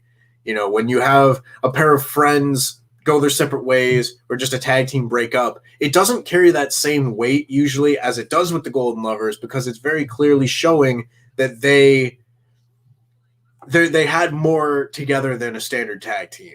You know, the Golden Lovers are a tag team unlike many others in pro wrestling in the last, you know, I don't even know how long. So it's very different. And Ricky Bobby, don't you put that evil on me, Ricky Bobby, says, hey, can someone tell me where I can pick up the new stream? I don't know if you mean the New Japan stream or this stream, because you're watching this stream. But New Japan can be found at NJPWworld.com as Andy walks through the background. And the Alpha Artist says, who do you think will be the first British IWGP Heavyweight Champion? Zack Sabre Jr., maybe, or Ospreay. Before the pandemic, I would have put money on Will Ospreay being the first British heavyweight champion in New Japan. Now it'll all depend. But if I had to guess one, I would definitely say Ospreay over Sabre. You've returned. I have. Have you answered Ricky Bobby saying, hey, can someone tell me where I can pick up the new stream? Yes, I have answered.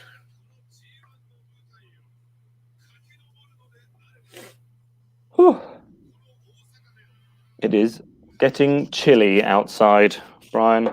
As a Canadian, you wouldn't understand this, but it can get quite cold here. Yeah, I would understand. It's actually supposed to be quite warm over here. I think it's supposed to be like 21 degrees today. Wow. Which I was surprised because it's been quite cool for the rest of the week. It's about 10 degrees here. See, that's nice. I like a good cool day. See, I don't mind if I'm, like, tomorrow morning I've got a football match. Right. So I'll be running around a bit, but just going outside is a bit chilly. Yeah.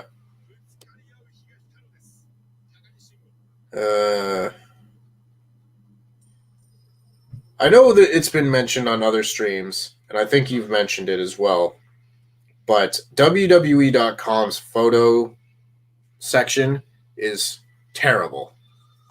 Absolutely terrible. Well, at least it's got one. AEW.com does not, and it really pisses me off, to be honest. Flame Inc. has a joke, says Star Wars fans say. It's just endless screenshots. Yeah. Star Wars is better than Star Trek. Star Trek fans don't hate 12 of our or 8 of our 12 movies. It's, well, I don't know. Some of the Star Trek movies are hit and miss, but thank you, Flamink. Skill and Luck says, since you know French, have you seen one of the greatest singers in the world? I don't know whether that's for me or you, because neither of us really speak French that much. No. Perhaps who's the greatest singer in the world? Is it Celine Dion? Possible. Antonio Correa asked if I've ever been to Alaska. I have not. I've never been west of Ontario. I've been to Quebec, but I haven't ever ventured out the other direction. And Girl with a Top Hat says Canadians will get this 10 degrees as something shorts weather and sometimes pants weather. It's true. I will wear shorts in that kind of weather. I don't put on a coat until like January or February. I'll walk around in like maybe a sweater. I like wearing coats pretty much all year round. Nuh-uh. I do not like being hot. I very much dislike it. I don't like it either, but I don't feel the heat. Well, I do very much. I like being cozy rather than hot. Mm-mm. I like being cozy if I'm trying to fall asleep or something. Otherwise, no bueno. What are you? What's your bedtime attire like? Are you a pajama man? Usually, yeah. If it's cool outside, I like some nice warm pajamas. Usually a t-shirt, possibly shorts if it's in the summertime. But that'll be about it. See, I don't like being hot in bed. I much prefer being cooler in bed. Obviously, I want to be warm, but I don't like being hot in bed. So I just sleep in my underwear, or well, a clean pair of underwear. That is quite hot. Thank you. Of course, Kazuchika Okada and Shingo Takagi are now in the ring. Hopefully, this show has been very good. Yes. I will say this show has been maybe the best G1 show so far. And that's saying something. They've been very good. Pete Quinnell has popped in. Chopper Pete, Corporate Chopper says, riveting conversation, lads. You came in at a very... I would say that you came in at a bad spot, but our conversations today have been questionable at best. So everyone say hi to Pete in the chat. As which conversation were we having? Bedtime attire, I believe. Oh, right, yeah. As Pete waits for me to collect my photos for the recap video that will go live today. I am looking through the photos, Pete. Don't worry, I haven't forgotten about. Well, you. Pete and I are feuding. So screw you, Pete. Ooh, got him. We were having a fight over who would win a fight out of the 6-pack challenge thing earlier. Naturally. Tempest reckons that you'd lose, Pete. I didn't say that. You have no proof. You did. You can scroll back in this video. No, you can't. That's not allowed. You can't do that. God, AEW has terrible photos. I know we just talked about this, but this is really bothering me today. What would you reckon are like the biggest things to happen this week? Like 2 things in wrestling. The draft, obviously. Yeah. Cody's match with Brody Lee. Don't really know what's happened on Impact. Man, nothing that happens on Impact is big news. Lars Sullivan returning. Anything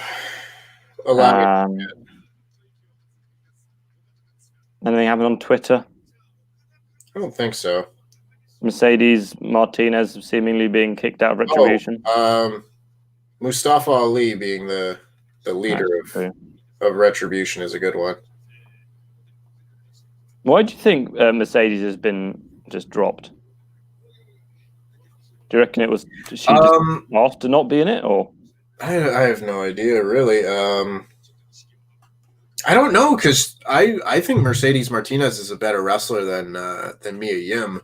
So if I had to pick one of them to be there, maybe they want her in NXT to work as like kind of a part-time trainer for the new people that just got brought in or something like that. I know that's been something that has happened with stuff like this, but I don't know. I mean, it's Vince McMahon's brain, so nothing really surprises me too much. True. Let me see.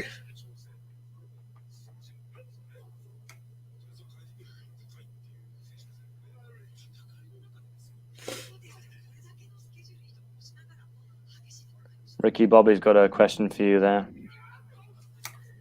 Oh yeah, Ricky Bobby. Don't put that evil on me, Ricky Bobby.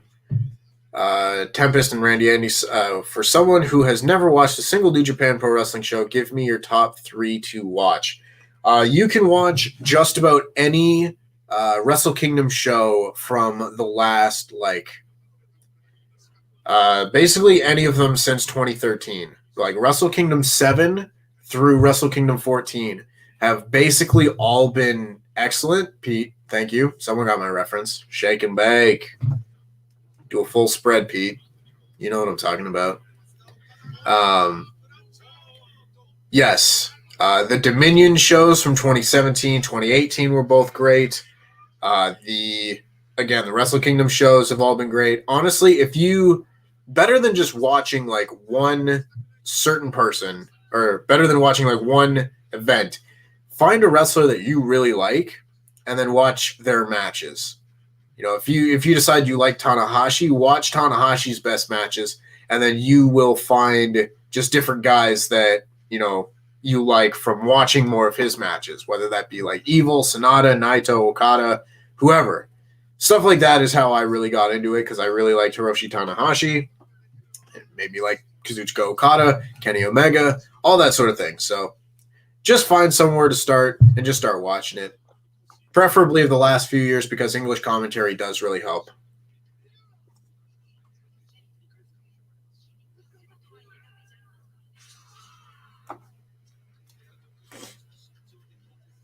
You know what?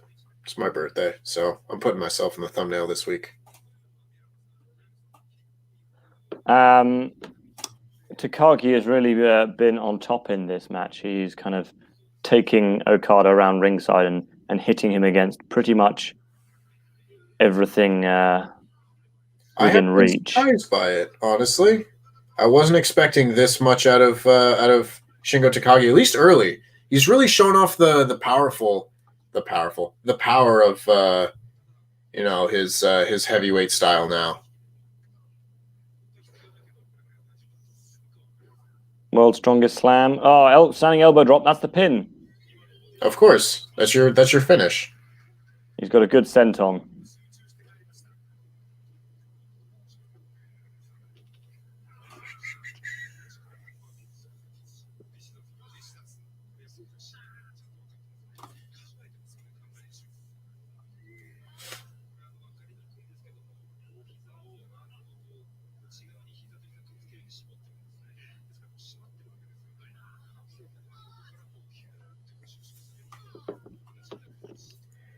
Difficult to find like the big WrestleTalk moment of the we had the draft. I've just gone through the deal here. Pete's really on top of the ball. He keeps sending me messages to remind me of things. I was literally about to suggest that. Yeah, because I was the fact that Pete's got to dress as Nikki Bella for next week. Yeah, I'm very sorry to hear that. Would you rather dress as Nikki Bella or Kelly Kelly?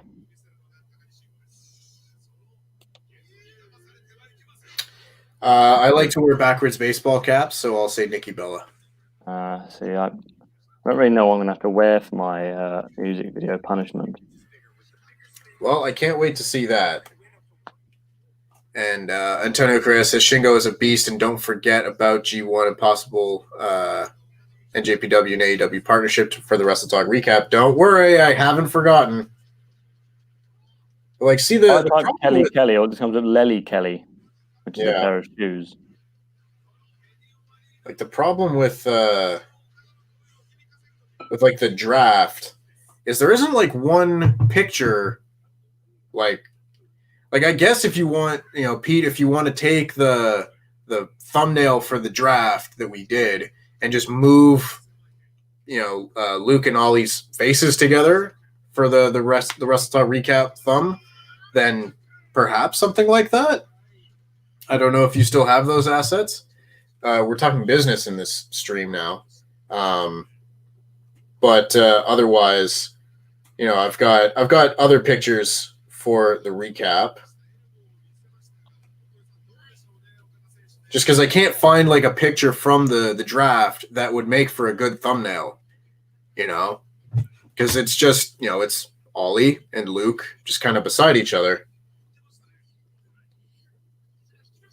Okay.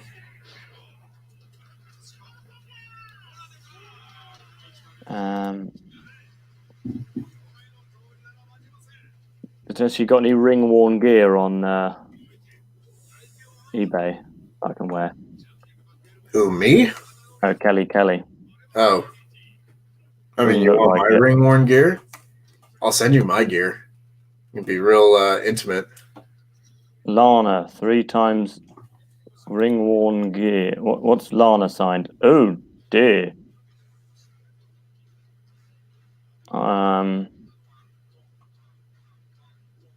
Lana's gear. No, I can't really wear that, especially because it's £1,000 to buy.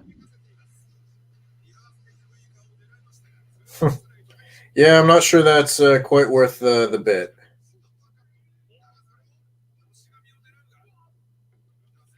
Women's wrestling gear.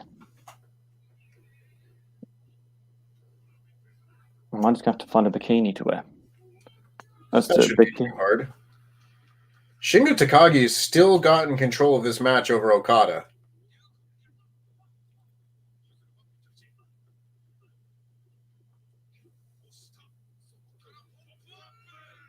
You can get bikini morph suits. That's interesting. And Pete says, Datson, the G1 is on and you're Googling women's wrestling gear. It's true. Pete, I have a short attention span. Whereas you just have a short, well, everything. Fresh insults.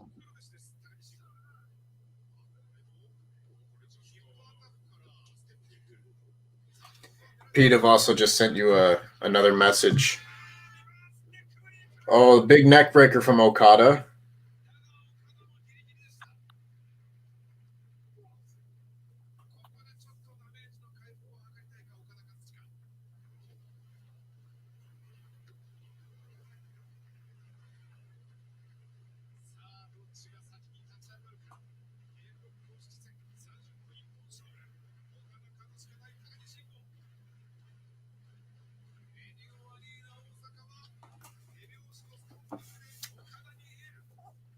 I miss main event style Okada.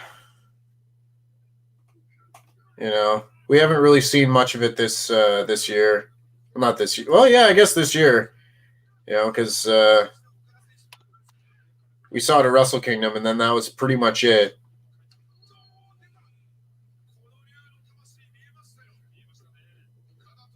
Tempest and Andy and Pete, have you guys heard any Brazilian funk song?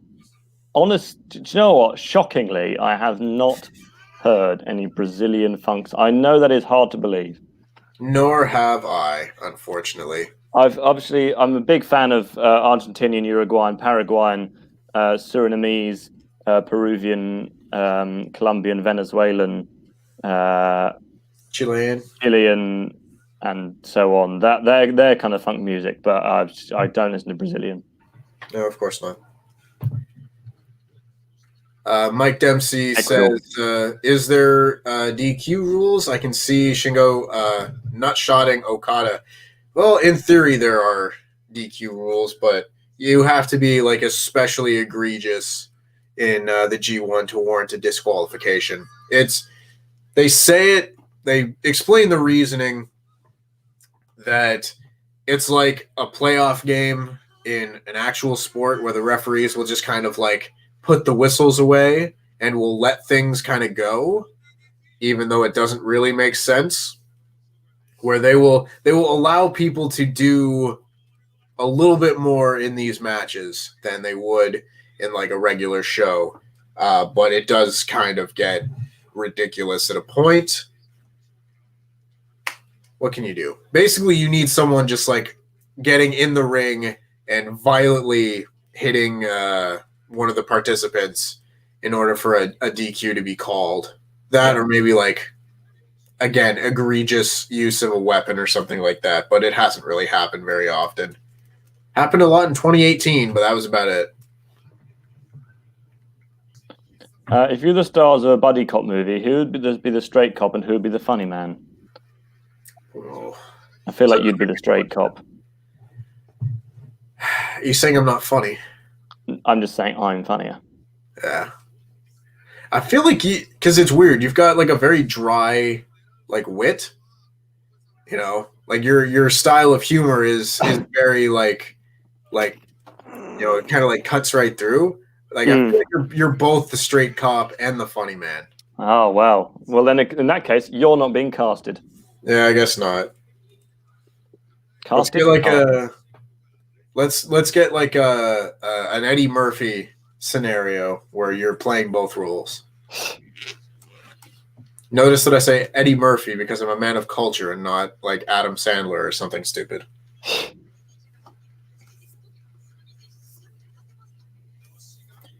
Shingo going for Noshigami, and Okada has put on the stupid money clip submission.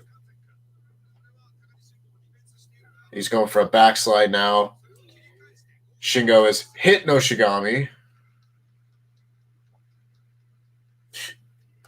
Pete says, Andy and Andy, the best duo. Absolutely. Let's get that on a stream. Absolutely. And Antonio Correa says, Tempest thoughts on the new Bullet Club Evil. I kind of said it in my review yesterday with Sana Lad. Honestly, not a huge fan. I thought Evil had a much better run as like that kind of tweener babyface. You know, he had so many better matches working as like a babyface than he is right now working as a heel. And I'm sure like a large portion of that is because of like Dick Togo getting involved, but it's not doing it for me. I prefer watching good wrestling matches. I don't care about go away heat. You know, you can have someone like Jay White just be a good heel, but. Well, Pete's acting in the chat as if I'm the heel, but this is the comment, Pete's comment on my tweet yesterday saying, in fairness, there are 3 people who do regular exercise, and there are just people who are more talented than you, like me. So he's the heel. He's a deluded heel who has absolutely no idea what he's talking about. Oh, Okada hits the tombstone. I'm not sure there's one thing that Pete is better than me at. And he's locked in the stupid money clip finish. We got a few interesting questions. Estevan says he wants to know what Pete's favorite Pokemon plush is. Maybe we'll get an answer there. STR says thoughts on Seth saying he has no interest in ever facing Matt Riddle. I have very little interest in anything Seth Rollins ever says, if I'm honest. I am not, like, he's a very good wrestler, but if I never heard that man open his mouth again, I would be okay with it. And then Ricky Bobby says Tempest has to wear the mask during the entire filming of our Buddy Cop movie. I would not have a good time. Well, next Sunday we're doing the final, which is 3 and a bit hours long, Tempest. So you're going to have a great time. Yeah. That's going to be a solid weekend. 3 straight shows. Because, yes, I don't know if I've mentioned it enough for the people in the chat. This mask is very uncomfortable. the people at WrestleTalk know, because you know what? Just like I'm not gonna take it off, but here, you see my nose? See how red that is? That is pain right there. This is as much as of a face as your. Oh my god, it's bad. It's bad. Why can't you just sit like that? Because I can't see. I can just describe to you what's happening. Yeah, what's happening? Well, also, and surprisingly, Antonio, we have not heard any Portuguese fado songs. Fado, I believe it is. I think you are misreading us. Yes, I don't know what kind of vibes I'm giving off that I watch a lot of foreign pop songs, but if you'd asked me German pop, then maybe. Orta Gleben Glauten Globen. Exactly. That's all I got. That's all I got from Germany. I don't even know what band that is. It might be Halloween. You know what? Whatever. I bet you wouldn't.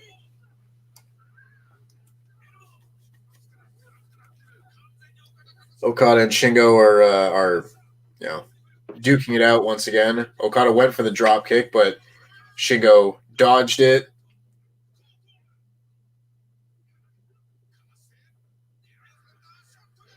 Hits a shotgun drop kick, but Shingo very low shotgun sliding clothesline. I can't speak. Oh my god.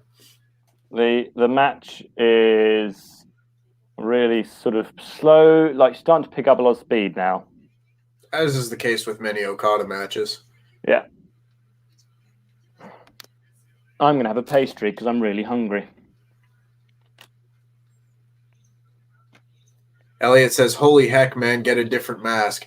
Believe me, if it was easy to order a wrestling mask, a custom wrestling mask, I would do it.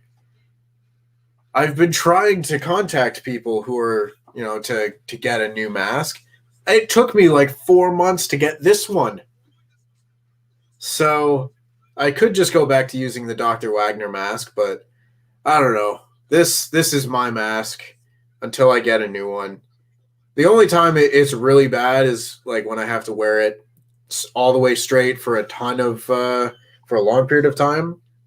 Like if I'm a contestant on Quizlemania again and I have to wear this for like 3 hours, I will probably just like cut my nose off at the end. I'll look like Voldemort or something, or Red Skull.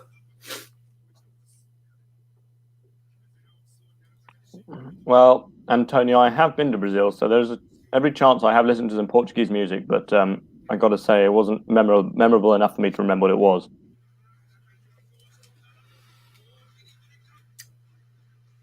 Ricky Bobby says, Andy versus Pete, best of 5 in the dumbest competitions you can think of, like the Street Profits versus the Viking Raiders. The loser gets eaten by a monster in a dumpster. It'd be boring because it would be 3-0 to me.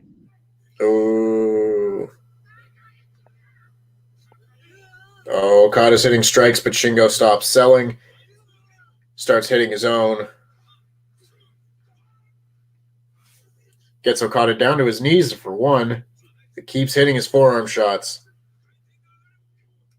Ooh, and hits a big sliding forearm to the side of his head. To celebrate Tempest's birthday. Tempest is turning 24. I'm 25. Who is the oldest person we have in the chat right now? Give us your ages.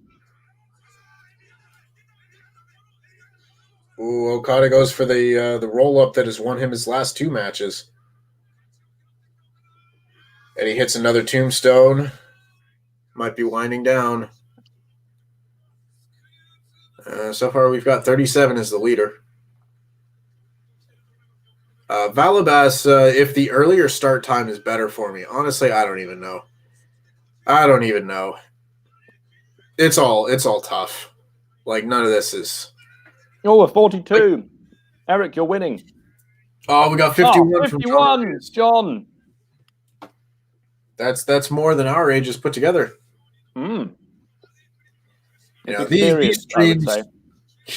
These streams are. They're fun. I get to do this, and it's sort of Rainmaker. That's kind of the closest we've seen to a Rainmaker so far. Oh my goodness! Is he going to pull it out, or is he going to put the money clip on now? Oh, probably. But like I was going to say, 22. this, We got a 19-year-old. That's the youngest. like this is a very good job, and I'm never going to complain about having to do this. This is a very good gig, and I get to watch good wrestling and talk with a fine gentleman here in Andy Datson. Oh, Rainmaker from Shingo. Oh my goodness. but he doesn't know how to hit it properly, so he's not going to go for a pin. Yeah. With that being said, there's really no good time of the night for this. I will say I will be able to get back to sleep easier now than I would had this started like 2 hours later. Although my stomach is now growling quite loudly. I hope that didn't make it into the I didn't hear it. I'll be doing the SmackDown review with Pete after this, and then my mother is coming round, and then maybe I can have a nap. But I don't like having naps because I often wake up after them, and it is it's late in the day, and then I feel like I've wasted the entire afternoon. So I try to avoid it. I agree, but typically when it's following one of these streams where I've woken up at 3 or 4 in the morning, I see it as less of a nap and it's just more just going back to bed. Oh, huge pumping bomber now from Shingo. 1, 2, kick out. And you could see Okada watching the hand.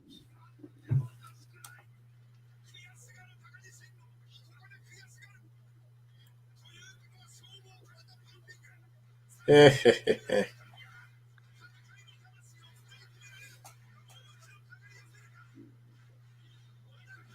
don't know if Pete's still in the chat, but I do apologize for this week's thumbnail being a bit more difficult to make.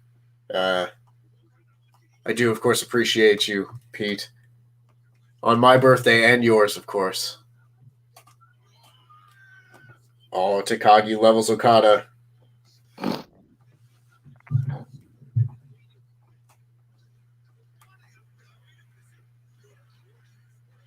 I love these two men so much.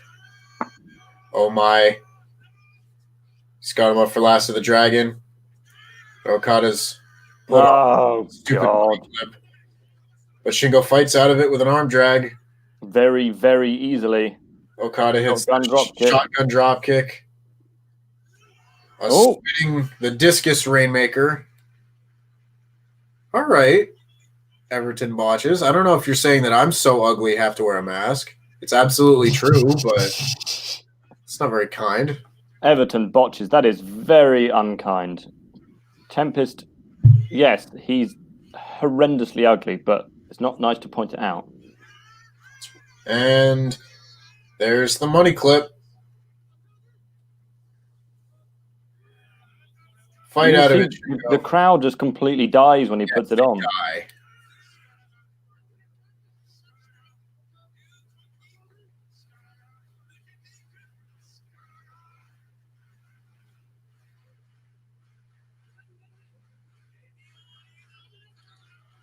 Shingo is fading. But he grabs Red Shoes and will not let Red Shoes... Red Shoes sells it as if been shot in the back. Oh, Okada hits the like Randy Orton backbreaker. I feel like this is going to be it. I feel like it's going to be a bit of a wet fart end. Come on, Shingo. Come on, Shingo. Don't you pass out. Grab his hair. Do something. Punch him in the face. Punch him in the nuts. Yeah, that's right. Smack him. Smack him. Smack him. Ah, he's really wrenching it now. His eyes Shingo's eyes are popping out. Shingo, no. Shingo, don't you pass out. Don't you do it, Shingo. Oh, he's out. Boo. What a shit. Sorry, what a bad move. Boo. Oh, what a lame finish. Thank you to the people coming to my aid, especially Gigi saying #Handsome Tempest. You're damn right. I hate This WrestleTalk, face. and sorry, guy with mask, didn't mean it like that. Not sure why you're here then, pal. This is the WrestleTalk stream. Sorry, Robombi. I am sorry. I hate that move. Yeah. Lame finish aside. Pretty darn good main event. You had the very good Ishii versus Jeff Cobb match. Had a fun Yujiro versus Jay White match. The Will Ospreay and Taichi match, which was also very good. And of course Suzuki and Ibushi, which is maybe match of the night. Very good show. I couldn't ask for much better from a birthday edition of the G1 Climax. And of course, Corporate Chopper has now switched over to the Wrestle2 account. Chopper's just bitter. That move hates you too. Chopper's just bitter, better than him at everything. Well, you know, Chopper, if you ever want to just pop into one of these streams and participate as well. well. If you actually want to do some work, Chopper, you could actually be in one of these streams. STR says, have we ever seen Rey Mysterio, Evil Uno, and Tempest in the same room? Maybe. Oh. Actually. Seen two of them. Have you been in the same room as Rey Mysterio? I have. I have met Rey Mysterio. He talks about you a lot. I know. We're best buds. Nope.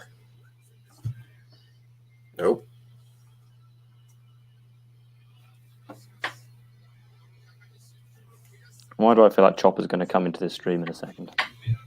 There you go. There's Tempest and Rey Mysterio. Which one's which? Oh yeah, clearly. The shorter one is Rey Mysterio. Come on. Focus. Making thumbnails. Why'd you have to make thumbnails? I've already got like 2 of them. You have to make them, Pete. Most people are born with them. You idiot. Thank you, Pete. I do appreciate the thumbnail.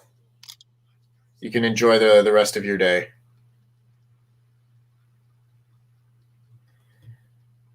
I need to finish editing that.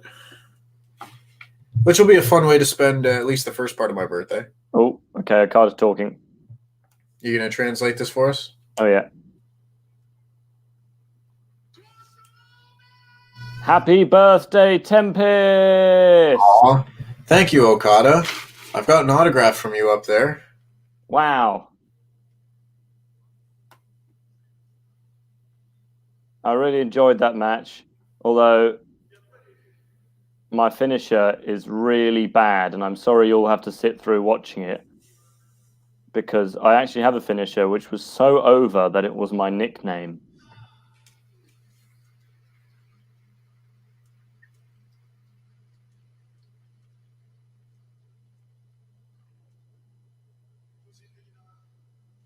If you want to watch more of the WrestleTalk live reactions, then tune in this coming Friday, where you'll be able to see Andy and Tempest react to... is that the first semi-final, or is that... Well, they don't have semi-final. It's just like the last okay. Day. The last day of the... Is that A block? Is that the next day? No, we've got a show before then. We're back on the 15th. Yeah. Which day is that of the week? Well, it's 3 days from now, so Tuesday. Tuesday, yeah. All right. Well, we'll be back on. And he said, sorry. He's like, oh wait, sorry, my bad. We'll actually be back on Tuesday at 10:30 a.m. UK time, which is 5:30 a.m. Eastern, and 2:30 Pacific. So thank you for watching. I really like wrestling. I am Japanese. And that's there was a guy who played for the Toronto Blue Jays years ago who was from Japan and could speak very little English, and he won the game in a big walk-off moment. And his interview was, "My name is Munenori Kawasaki. I am from Japan. I am Japanese." He was beloved. I mean, he's got a point. Yeah, he really covered his bases. Right. Well, I think that's all we've got time for today. I need to go off and do the SmackDown's review with Pete, and Tempest needs to go to bed so that he can properly celebrate his birthday later on today with his friends, family, girlfriend, and pet donkey. So yes, thank you all for watching. Please do click on some of the videos that appeared on the screen. Subscribe to Wrestle2, subscribe to WrestleTalk, subscribe to Parts of Unknown, subscribe to Phenomenerds, subscribe to everything to do with WrestleTalk, and click that bell so you don't miss any of these videos in the future. Have a lovely day, everyone. I've been Randy Andy Datson. Over on my right, your left, has been Tempest. It's been his birthday, and that